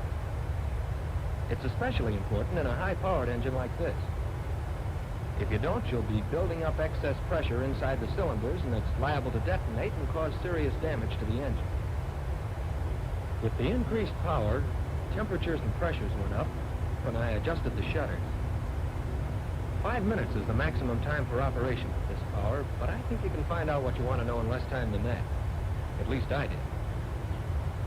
I tried various combinations of mixture, RPM, and manifold pressure at different altitudes to get some idea of how these factors affected power. In my first mission, I tried a few partial stalls with the gear and flaps retracted. I don't quite know what I expected, but I was pleasantly surprised. The airplane stalled very gently and had no tendency to drop a wing. There was plenty of warning before she stalled completely. Later, I carried this a little further and did a complete stall at 10,000 feet with the power partially off. That is about 15 inches. It broke clean at about 100, and to recover, I dropped the nose to let her pick up speed, about 108, before I started to pull her up. As the stall was explained to me, it's all a matter of airflow over the wing's surface. If the airflow is disturbed due to an increased angle of attack, the wing loses its lift and the airplane will stall.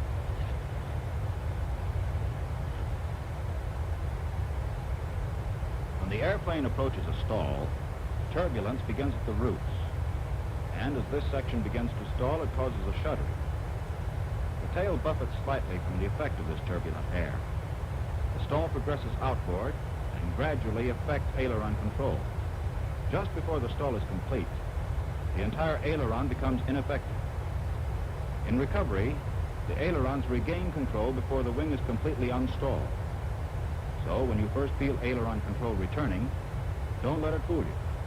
Don't start to pull up until you have sufficient speed. Later, I tried some partial stalls with the gear and flaps extended. Stall characteristics were pretty much the same as in the clean condition, but with the stall occurring at a lower speed. With the power reduced, I pulled the stick back gently until gradually the stall point was reached. After she began to shudder slightly, at about 95, I eased gently forward on the stick. I let her pick up some speed in a shallow dive, about 140, and eased her back level. Knowing stalls is a pretty good way to get the feel of any airplane, so I practiced until I was sure of it. Then, with the gear still down, I trimmed the airplane for an indicated airspeed of 150 and tried some gliding turns for practice and landing approaches.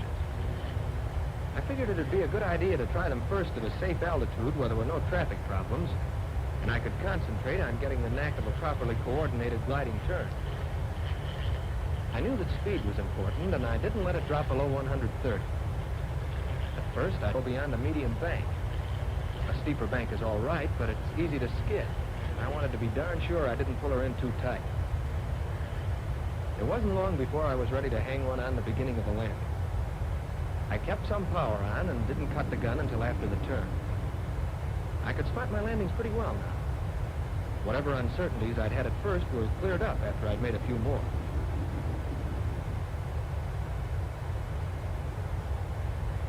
Another day, I gave some attention to climbing. With normal climbing power, 2,639 inches, she indicated 160, which is the best climbing speed. Compared to the trainers I'd flown before, this baby really climbed. At 12,000 feet, I put her in a dive. I'd tried a few before, and this time I wanted to get up to 400. I hadn't trimmed for the dive, and I found that I needed left rudder and some forward stick pressure to follow a straight flight path. At about 7,000 feet, I started to pull out very gradually. It didn't matter so much how fast I was traveling, just so I took it easy in the pull-out. In a dive, the greater the speed, the more gradual the pull-out has to be.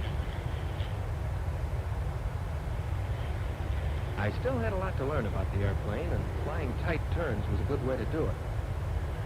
It helps to develop the feeling for the airplane, which is so necessary for combat flying. It's important to be in full control at all times, and so it meant working up to them gradually. As I went along, I reefed them in tighter, and pretty soon was pulling them in almost to the stall point. I was making the turns as tight as I could without stalling out.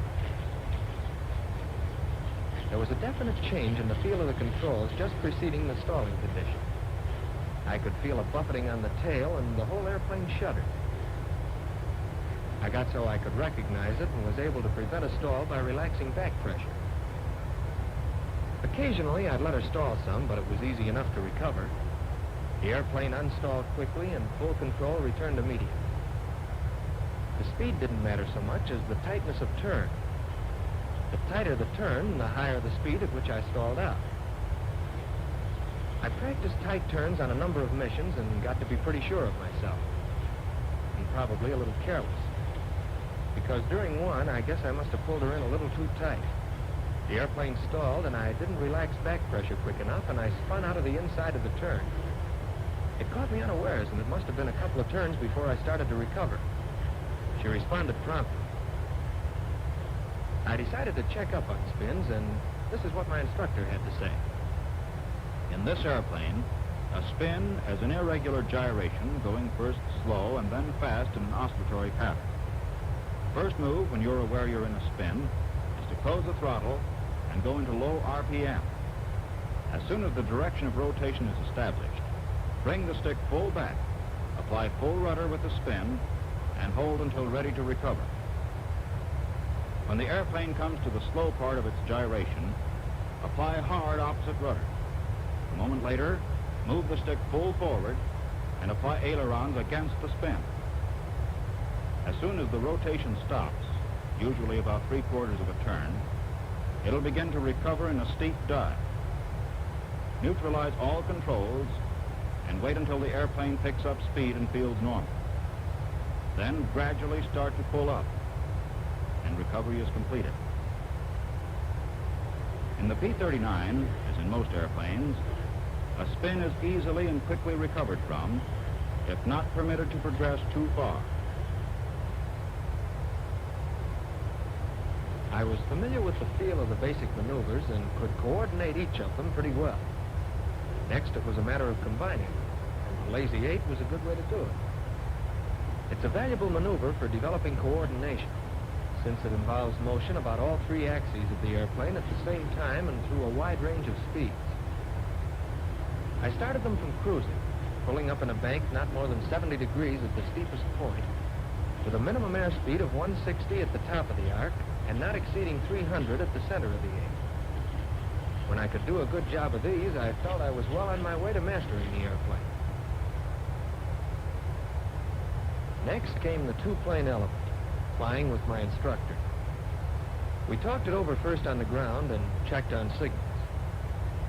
We took off individually and got into formation in a gentle turn. In loose formation, we climbed to a safe altitude. At 10,000 feet, I trimmed out the ship and pulled up into formation on signal. Keeping it fairly loose, we tried some gentle turns. I was flying on the inside and found that at first I had a tendency to over-control. But brushing up on the old fundamentals of position, distance, and smooth throttle coordination, it wasn't long before I could do a fairly decent job of following around in a turn. Actually, with the additional power and increased speed range of the airplane, I found it was easier to fly good formation in the P-39 than in the training airplanes I'd flown before. Then we tried some climbs. It was good practice for coordinating my speed and throttle settings with the leaders. And then some dives. Pretty gentle at first, and then steeper. I was becoming accustomed to flying formation at higher speeds and in sharper maneuvers. With several two-plane missions behind me, I felt pretty much at home in formation.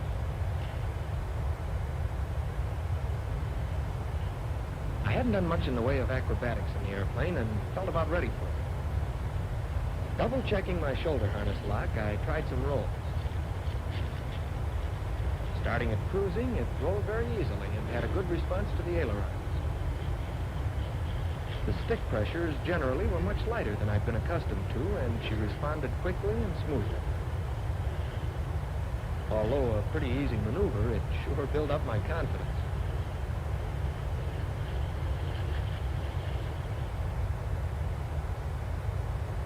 Then came loops.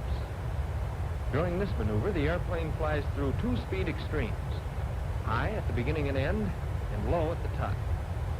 Trimmed for cruising, I applied left rudder as I pulled up.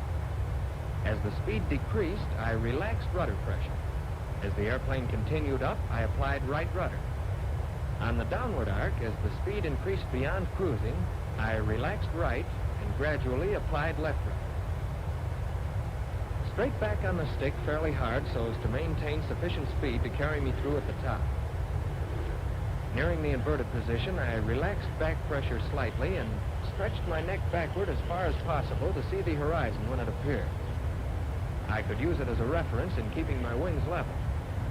Then on down and around. After more acrobatic practice, I felt I could handle the airplane in all attitudes and was confident in trying my hand at more advanced maneuvers. Something my instructor said helped. With proper instruction, you should feel no apprehension about attempting almost any maneuver, and you'll find that very often fear of the unknown is removed by deliberately doing what you're afraid will happen.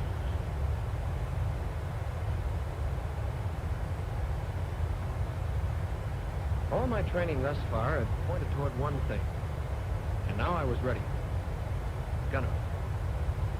These planes are built around their armament and are equipped to deliver a lot of firepower.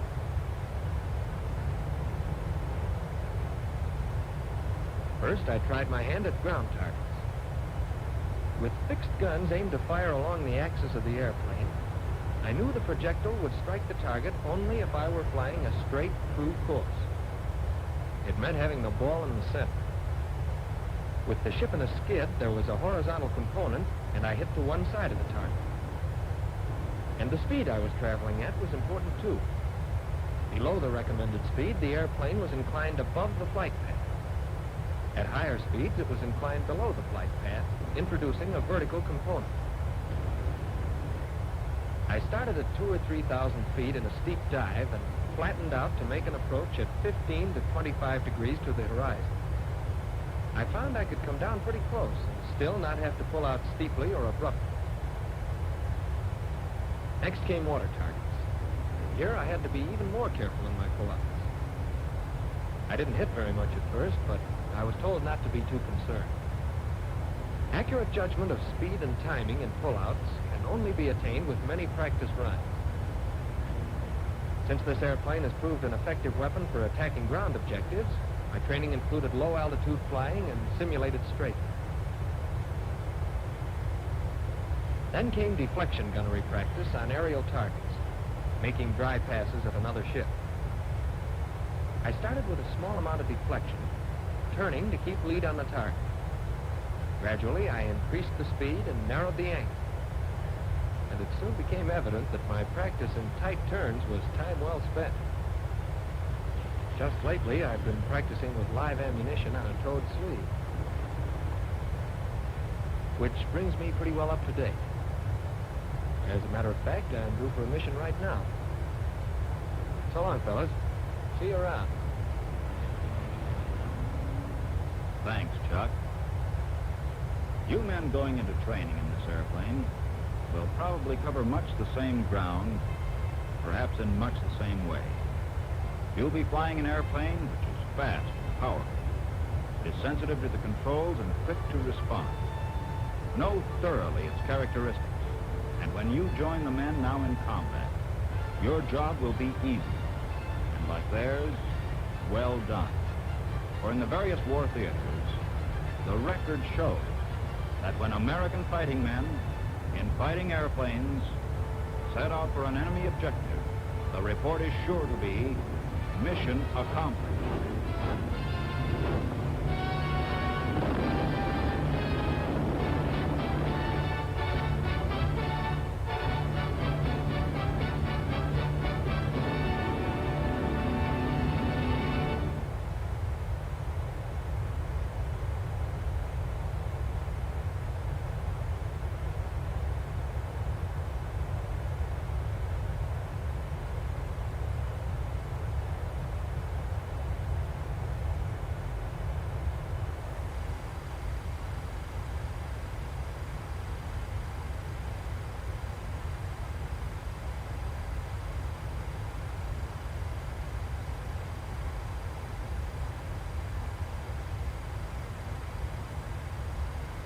And that's how you fly the P-39. Alright, so let's zoom in a little bit. We're getting closer to our top of descent. We're about 72 miles out now. So we'll grab the current weather in Vancouver. We do have ATC up. Victoria approaches online. We won't be talking to them, but we may get Vancouver approach, tower, ground, maybe even center come up online. We will have to see. Gonna throw the weather into the chat. Here's the latest update at almost an hour and 20 minutes ago, but winds are 250 at 7, 20 miles of visibility, few clouds at 4,000 feet, 21 degrees, QNH 3008, and just a little bit of notes on sea level pressure and density altitude. I'm gonna do a quick check on the past few. 240, 250, 230 variable. So the winds have come around over the last few hours and are consistently out of the west, so we are good there. That's an Air Canada flight heading off to Toronto out of Vancouver. So we're going to pop down to the system here. We're going to be landing on a flaps 40 landing today. We're giving us our V speed of 128, so 133 on our approach. If we look at our arrival, just grab the charts here. There we go. So here we are flying up towards the Princeton VOR at YDC. We're then going to turn left, head towards Booth. Booth is well known. We come into that whenever we go into Vancouver out of the west. That's our arrival there. And as you can see, we're going to come into Booth. fly down this way across the mountains, coming in down towards runways, although those are not the runways we are using. So we're going to be on this one on the Connect 5. Coming down to Abtot, and then we'll be spreading out to the runway we want. We're on 26 left, so that'll be saved. And there's the ILS for 26 left saved. Platform altitude of 3,000 feet. And then down. And as per normal, when we park up, we're going to the south gates here on the terminal, and we'll be picking gate 17 or 18, 16 in that area there. And that is where we stand. So again, we're just cruising in there. You can see all our waypoints and our constrictions. Turn off the data. You can see a lot of that disappears, but we're going to leave it up. They're pretty good. The weather's been very clear, as we've seen throughout the flight, and everything is looking pretty good. 1 hour and 22 minutes. We had a 1 hour 53 minute airtime, so we're not doing too bad. Very nice. Not too busy today on VATSIM. Out here, there's that white dot. Just screwed over the data thing. Hopefully that gets corrected soon. Just keeping an eye on the Vancouver area in VATSIM. So we have 4 departures, 4 arrivals on the board. Let's see where the arrivals are coming in from. There's us coming in from Jackson Hole. There is a Delta Airlines A320 coming in out of Minneapolis, St. Paul. We have a Boeing 737-700 coming out of New Delhi. And we have a A330-300 coming out of Toronto. Departing, we have an Air Canada 320 heading to Toronto. That's the one that we're just passing, or just passed. There's an Air Canada something they're in the middle of filing heading to Montreal. Delta heading down to Salt Lake City, and PIW, not sure which one that is, but they're heading to Seattle. It's looking pretty good. 40 miles to go. We're going to roll in on the display there. We're going to leave the train radar on. We are going to be descending down into it. To assist with customs at our destination, flight attendants will begin handing out forms momentarily. Please review and complete these forms and keep them with you for presentation upon arrival. Okay, but we are not descending, but that's fine. So, if we look at our arrival,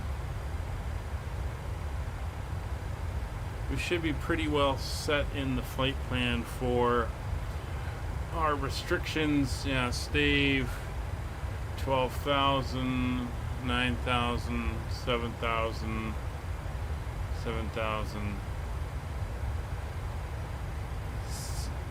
We're going to make saved a hard 3.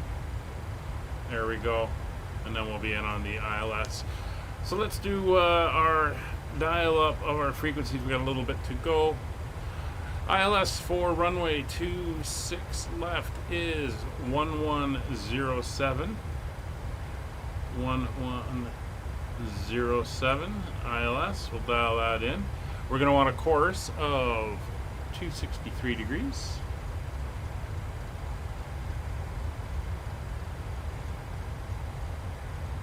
There we go. Our missed approach is we're going to climb out. We're then going to turn left to 263, and then we're going to pick up the 283 YVR VOR outbound. So we're going to come over here. That's going to be 1159. We will input it on the VOR, and we're going to want 283 over on this course. And that will give us the direction and bearing over there. Other thing we're going to do is come down here to our fix page. We're going to go CYVR, and we're going to put in a 25-mile radius. Let's go with that.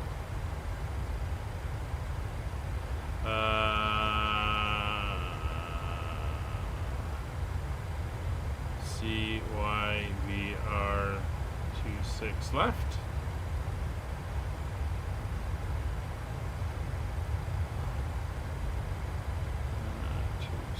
Left. Interesting. Oh, 25. No radio. There we go. So that's going to give me my 25 minimum safe altitude around the airport there. We're going to go back over to our cruise. We are on our legs, and everything is good. So we can basically set in our platform altitude for our descent point. So we're going to dial in 3,000 feet.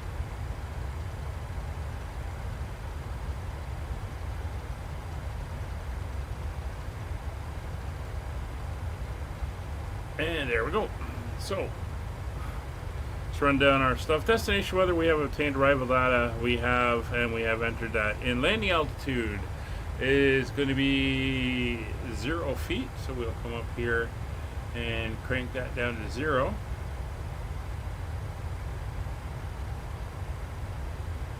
There we are. Landing altitude 0 feet. Radios, we are set. We are on 122.8. Localizer is set 110.7. Runway heading of 263 is set. Engine anti-ice not required. Warning recall, we are clear.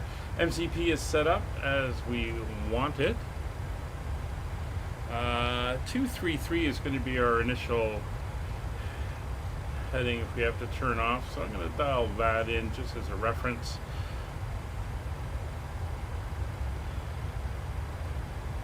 Altimeters. The altimeter for the weather was 3008. We can put that in the standby, get it ready to go. 3008 is set. And minimums for the full ILS is 207 feet. So we'll set to radio, and 207 feet is set. Approach and missed approach. Well, we talked about the approach. We've talked about the missed approach. We're going to climb out. We'll get that 283 radial off the YVR VOR, climb into 3,000 feet, and then out to 4,800 to Aurora, and then we can do a self-vectored reapproach from there. We're going to be landing. Let's get all these things set. Forgot to do that. It's going to be an auto brakes 2 landings. That is set. And we're just now waiting for our top of descent, and there we go. All perfectly timed.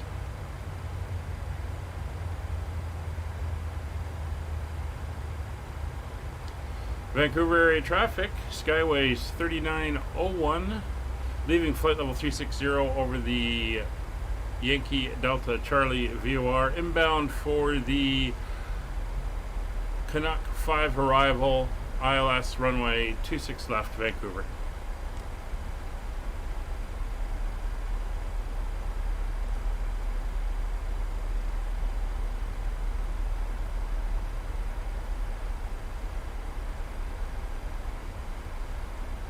So we're going to have it follow our V path, or VNAV path.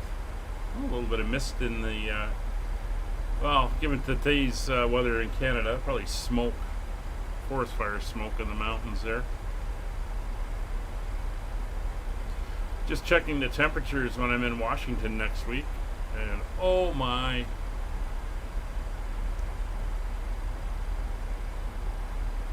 It's going to be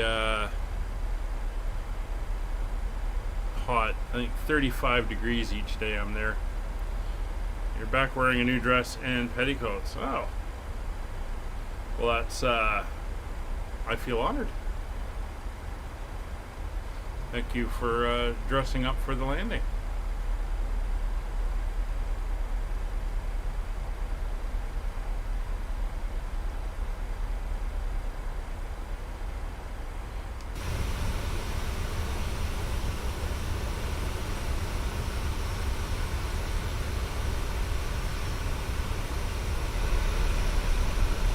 See, we are back over Canadian airspace here, heading over the Rockies. We're coming into I think this is the Fraser Valley, huge lakes and everything up it. Pretty well populated valley in the middle of the Rockies here, Kelowna, Golden, all kinds of places like that in there.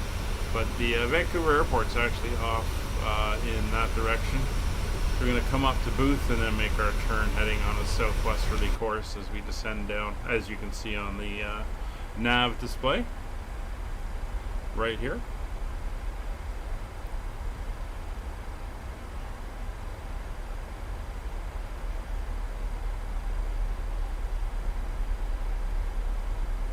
We're back tomorrow, 1400 Zulu, 10 a.m. Eastern, where we're going to be taking the 747 cargo. And we're going to be heading from Montreal up to Vienna, Austria. That'll be a split stream. We'll be streaming the setup, engine start, taxi, takeoff, and our climb to cruise. We'll then break the stream at that point. Go on, we'll do our stuff we have to do during the day, and then we'll be back probably about 7.5 hours later, maybe 8 hours later, depending on the flight time, when we brief our arrival into Vienna. So it should be a good flight. That is on Sunday. Tomorrow we are coming to you with the next leg of our Around the Atlantic tour. We'll be leaving Newark, New Jersey, same time, 1400 Zulu, 10 a.m. Eastern, and we will be flying north up along into Canada and all the way up to Greenland. It's a 4-hour flight, and it should take us up to the island of Greenland. 27,000 feet. We'll come on, we'll put the seatbelts on in the back. There we go. And the cabin crew can start getting everything set up, cleaned up, and ready for our arrival into Vancouver.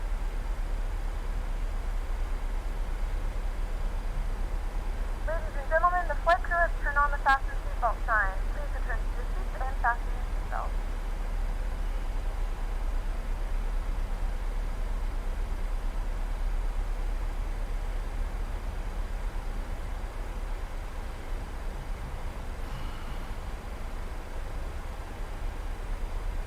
There's that valley coming up, huge lakes in there, and it of course ends up draining into the very edge, eastern edge of the Vancouver Delta. There's the Delta there.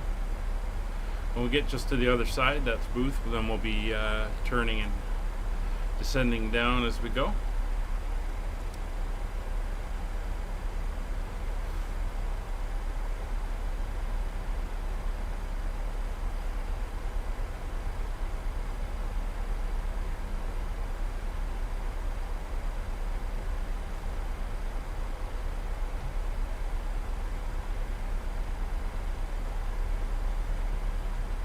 Steve, we have a speed restriction of 230 knots, so we'll probably go into managed speed at that point.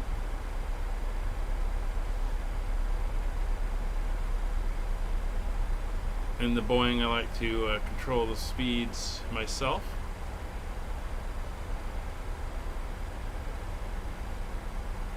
It's interesting, I looked into the Airbus cockpit, flew back from Ottawa on a 320, and just how bright and colorful and how much the screens pop in real life. They don't quite do that in the sim.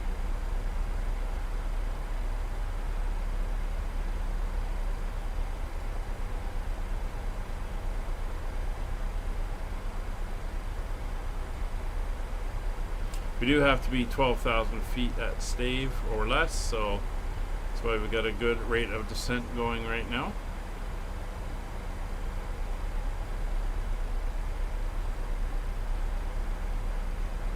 I'll make the call over Booth. Booth is actually the entry point into the arrival as well. That way everyone is aware that we are where we are. Looks like Victoria Tower is online. Still nothing for Vancouver itself.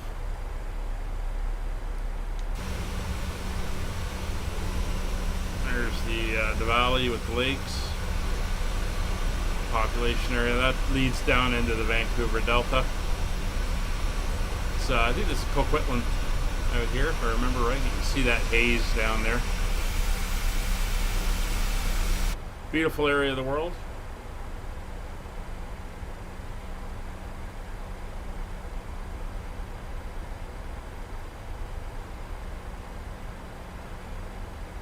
There's 20,000 feet. I'm going to switch over to our local pressure now, just so everything can stabilize.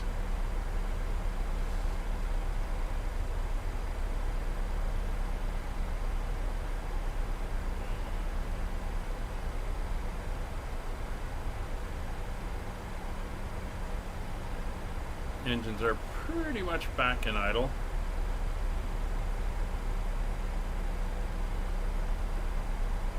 It's 19,000 feet.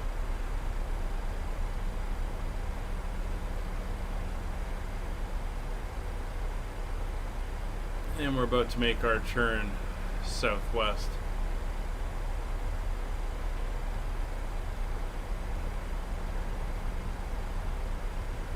We'll be heading down into Vancouver.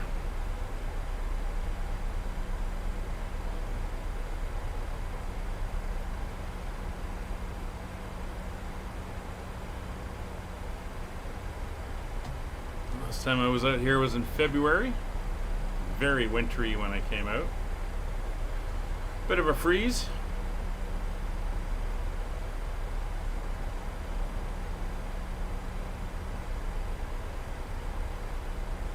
There we go.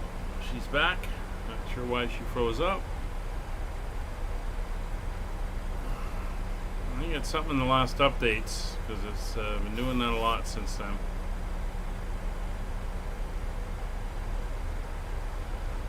$17,000 feet.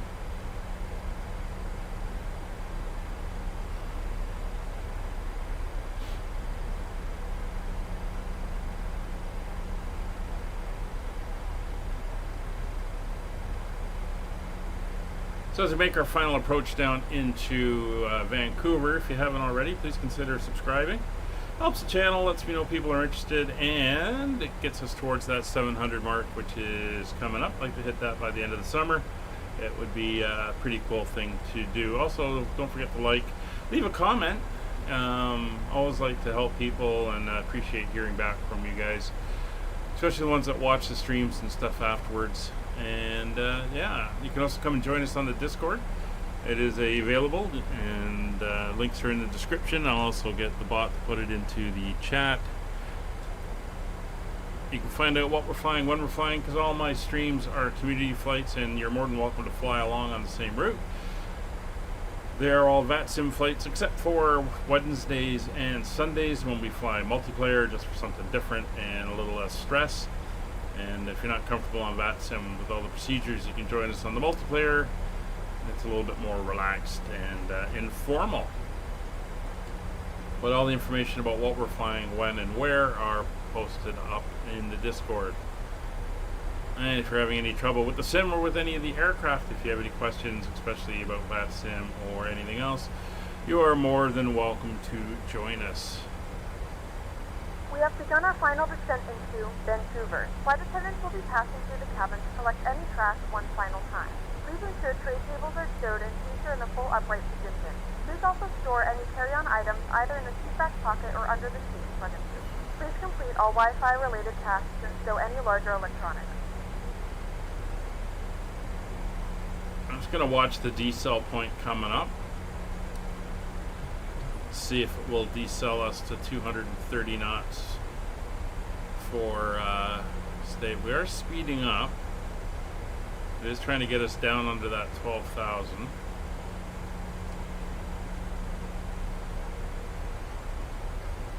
We're on the path, so we're not doing too bad.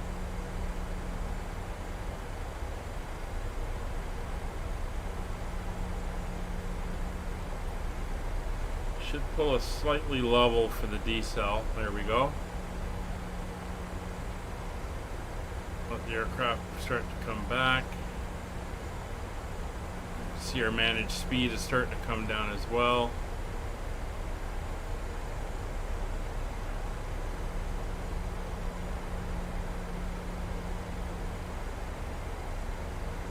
See what speed it has us heading down to. It says 230.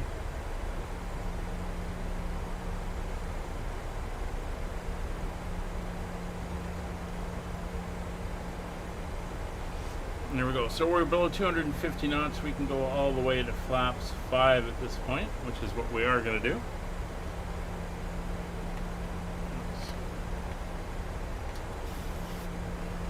Flaps in motion.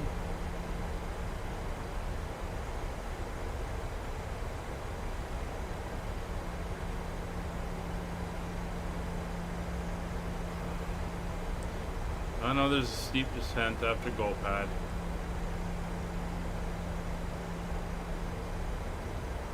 We're going to go all the way to flaps 5.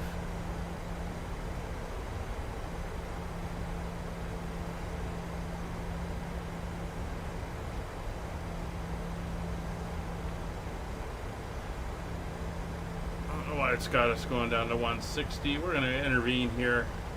Actually keep our speed up at 220.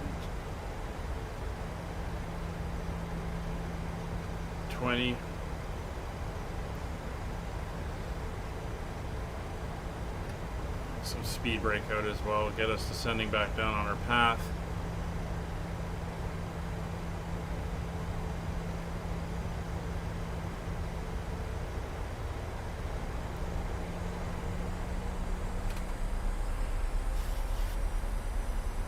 There we go.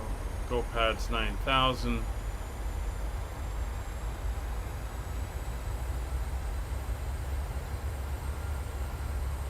This is why I like to do my speeds manually.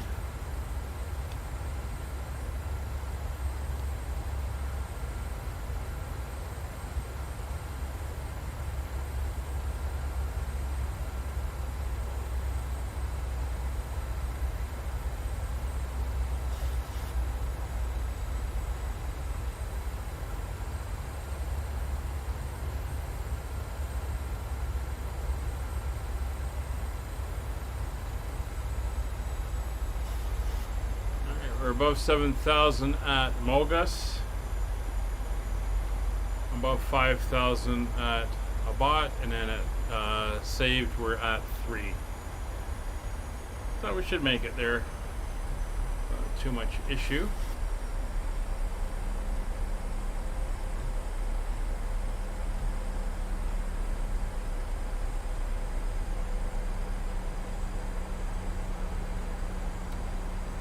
So we're going to bring our airspeed down to 200 knots, and if we look down at our flap settings, we can go to flaps 10 at that point, which is what we will do.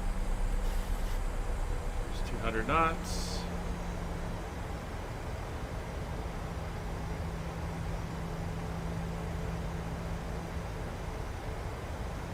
Engines are in idle.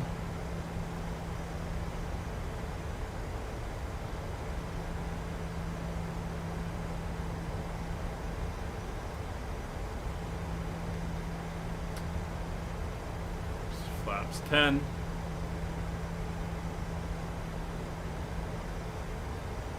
$200 knots coming up.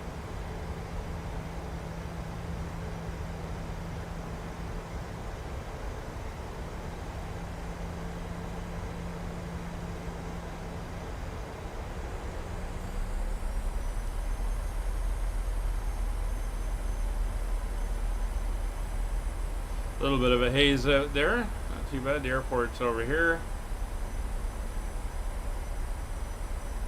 See the flats of the Vancouver area coming in. 185 being dialed in. We can go to, we're not going to go to flaps 15 quite yet. We are going to let the aircraft slow down.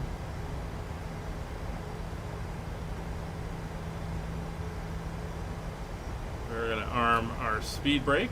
They're set to RTO 02. So cabin pressure is coming in normally. We'll get the landing lights on. Turn off lights are all on. Logo and wing lights are on. Engine start switches are in continuous. Opening the cabin. There we go. So nav course and frequency are set. Speeds are checked. Speed brake is armed. Just waiting for localizer and glide slope. India Foxtrot Zulu is showing, and that is correct. Vancouver traffic, Surge Northwest 8802, taxiing by Juliet Hotel Delta, hold short 26 left. Thank you.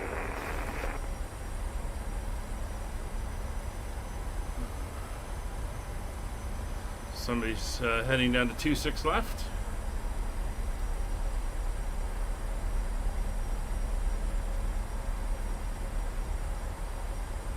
Localizer is showing.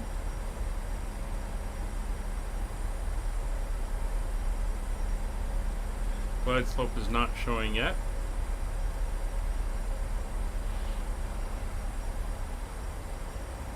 $17.5 miles out. You can see that hazy, misty layer out there. That's where we're heading into.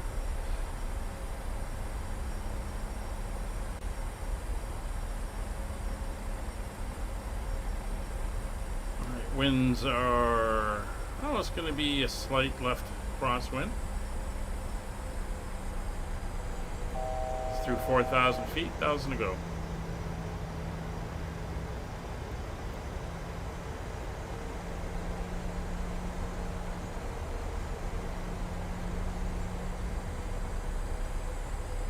Localizer's armed. Alright, thanks for traffic, Surge Northwest 8802, changing our taxi now, so we're intending on Tango Mike, Juliet Hotel Delta, holding short 26 left. Thank you for traffic. That's our aircraft out at Vancouver. Heading out for departure, not sure which one that is. There's our turn, there's the glide slope. Approach mode is armed.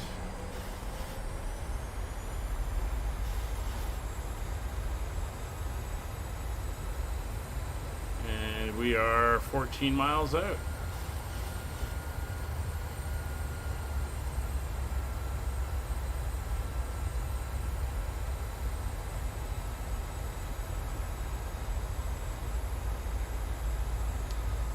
Vancouver area traffic, Skyways 3901 inbound on the localizer, runway 26 left Vancouver, 12.5 miles out.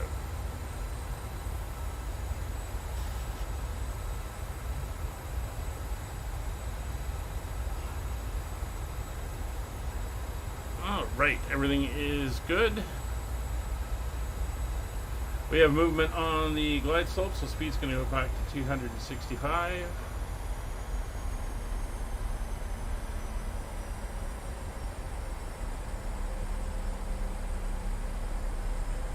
Gear down.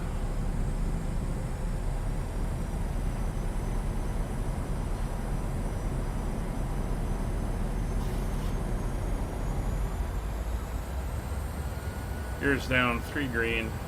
Speed 165 knots. Flaps 15. Glide slope capture.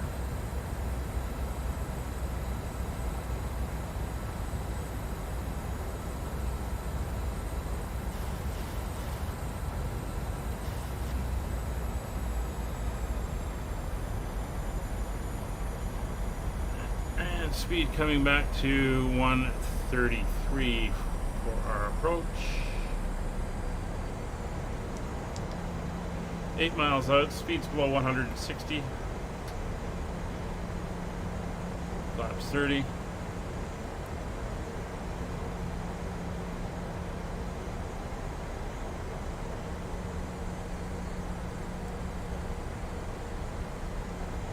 It's 145, flaps full.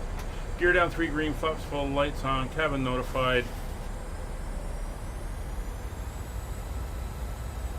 Auto brakes set, speed brakes armed. Recall clear.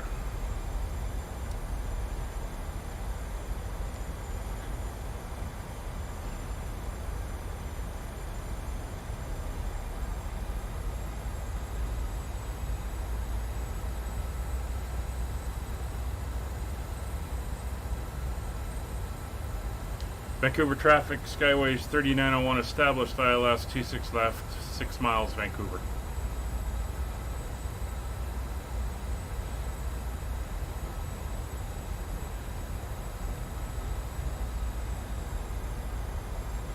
Hoping to get off at Echo. We will see. 1,700 feet to go.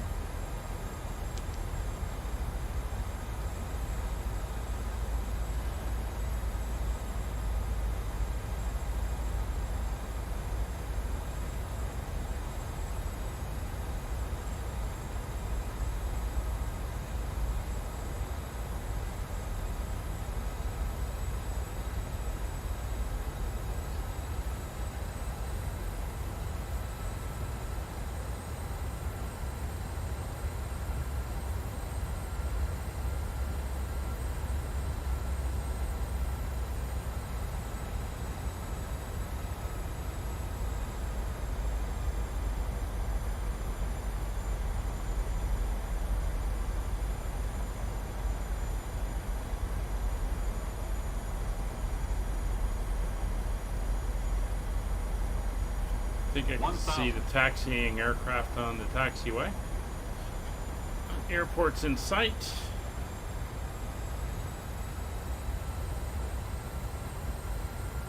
I think they released a version 2 of this airport. I'm going to have to look into it. We've only got a couple more flights out of here before we put it away for a while.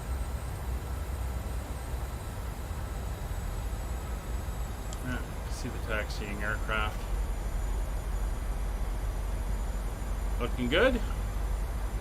Light breeze, quartering breeze out of the left front.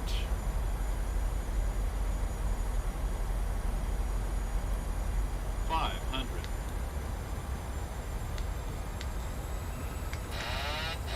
have control.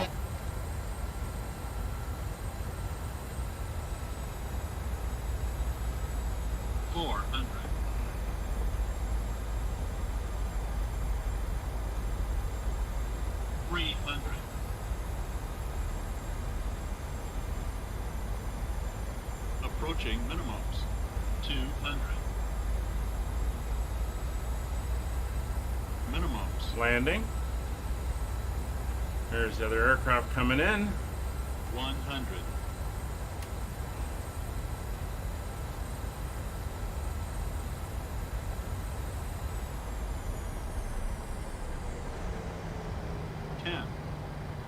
And Vancouver traffic, Center Northwest 8802, lining up and holding runway 26 left. Vancouver.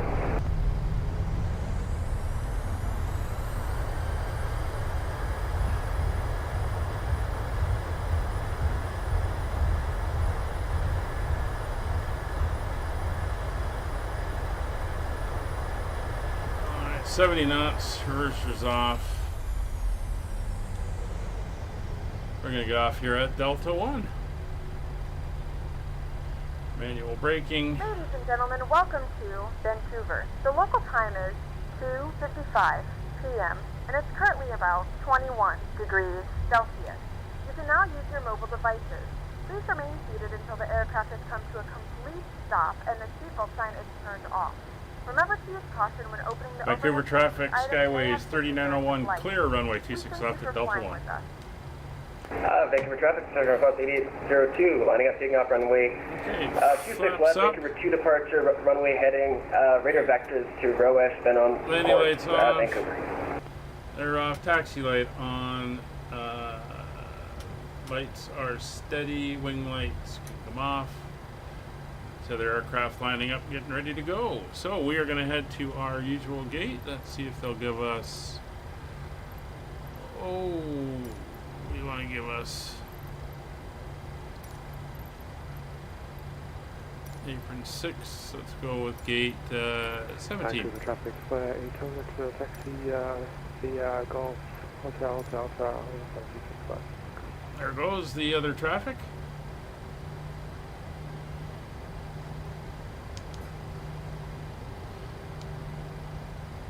Vancouver traffic, Skyways 3901 taxiing to the south apron, gate 17 via Delta 1 Echo on the apron.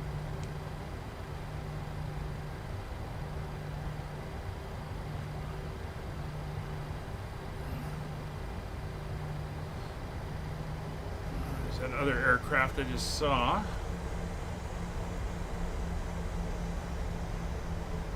There he is. Oh, flare. Alright, that's what that call sign is. The one I couldn't identify. Very nice.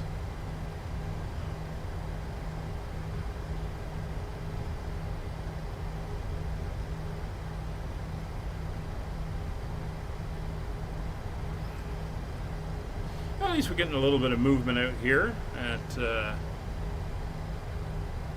Vancouver today.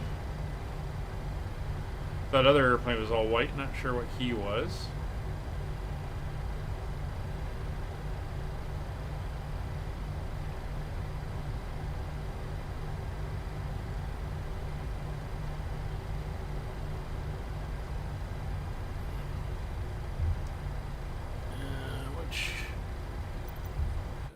Oop. There's 17 here.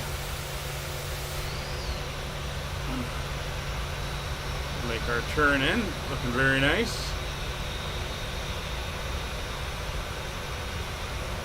Yeah, our safe dock seems to be floating out there for some reason.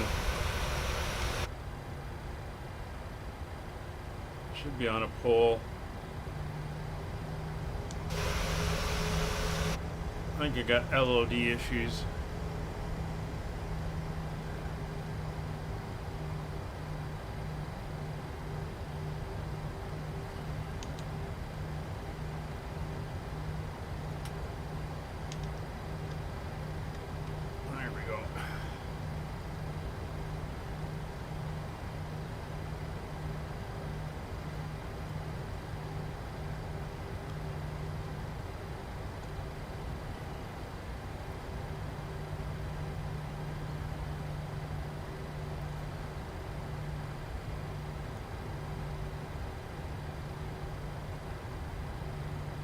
Watching the indicator here, see which way it wants us to go.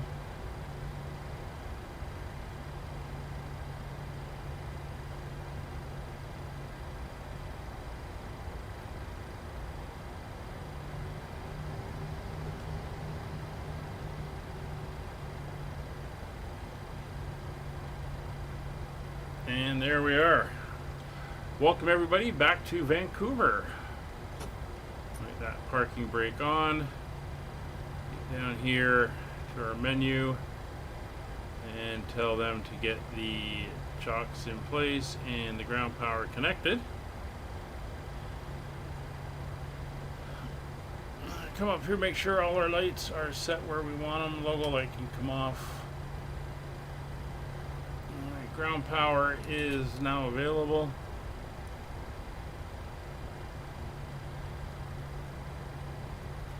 Shut down the engines. Traffic for 800, line up spotting runway. Anti-collision light is off. Ground equipment is coming in. Fuel pumps are all off. Isolation valve to open. We'll leave the packs on. Flight directors are off. And we can tell them to start our deboarding. The boarding requested. There you go. There's flare getting ready to go. And we are parked. So as the jetway comes in and everyone gets ready to go, baggage getting ready to come off. Thanks very much for watching. We'll see you again tomorrow, 1400, where we continue around the Atlantic, flying from Newark, New Jersey, all the way up to Greenland. We'll see you on that one. Thanks again. Bye for now. Passengers deboarding starting.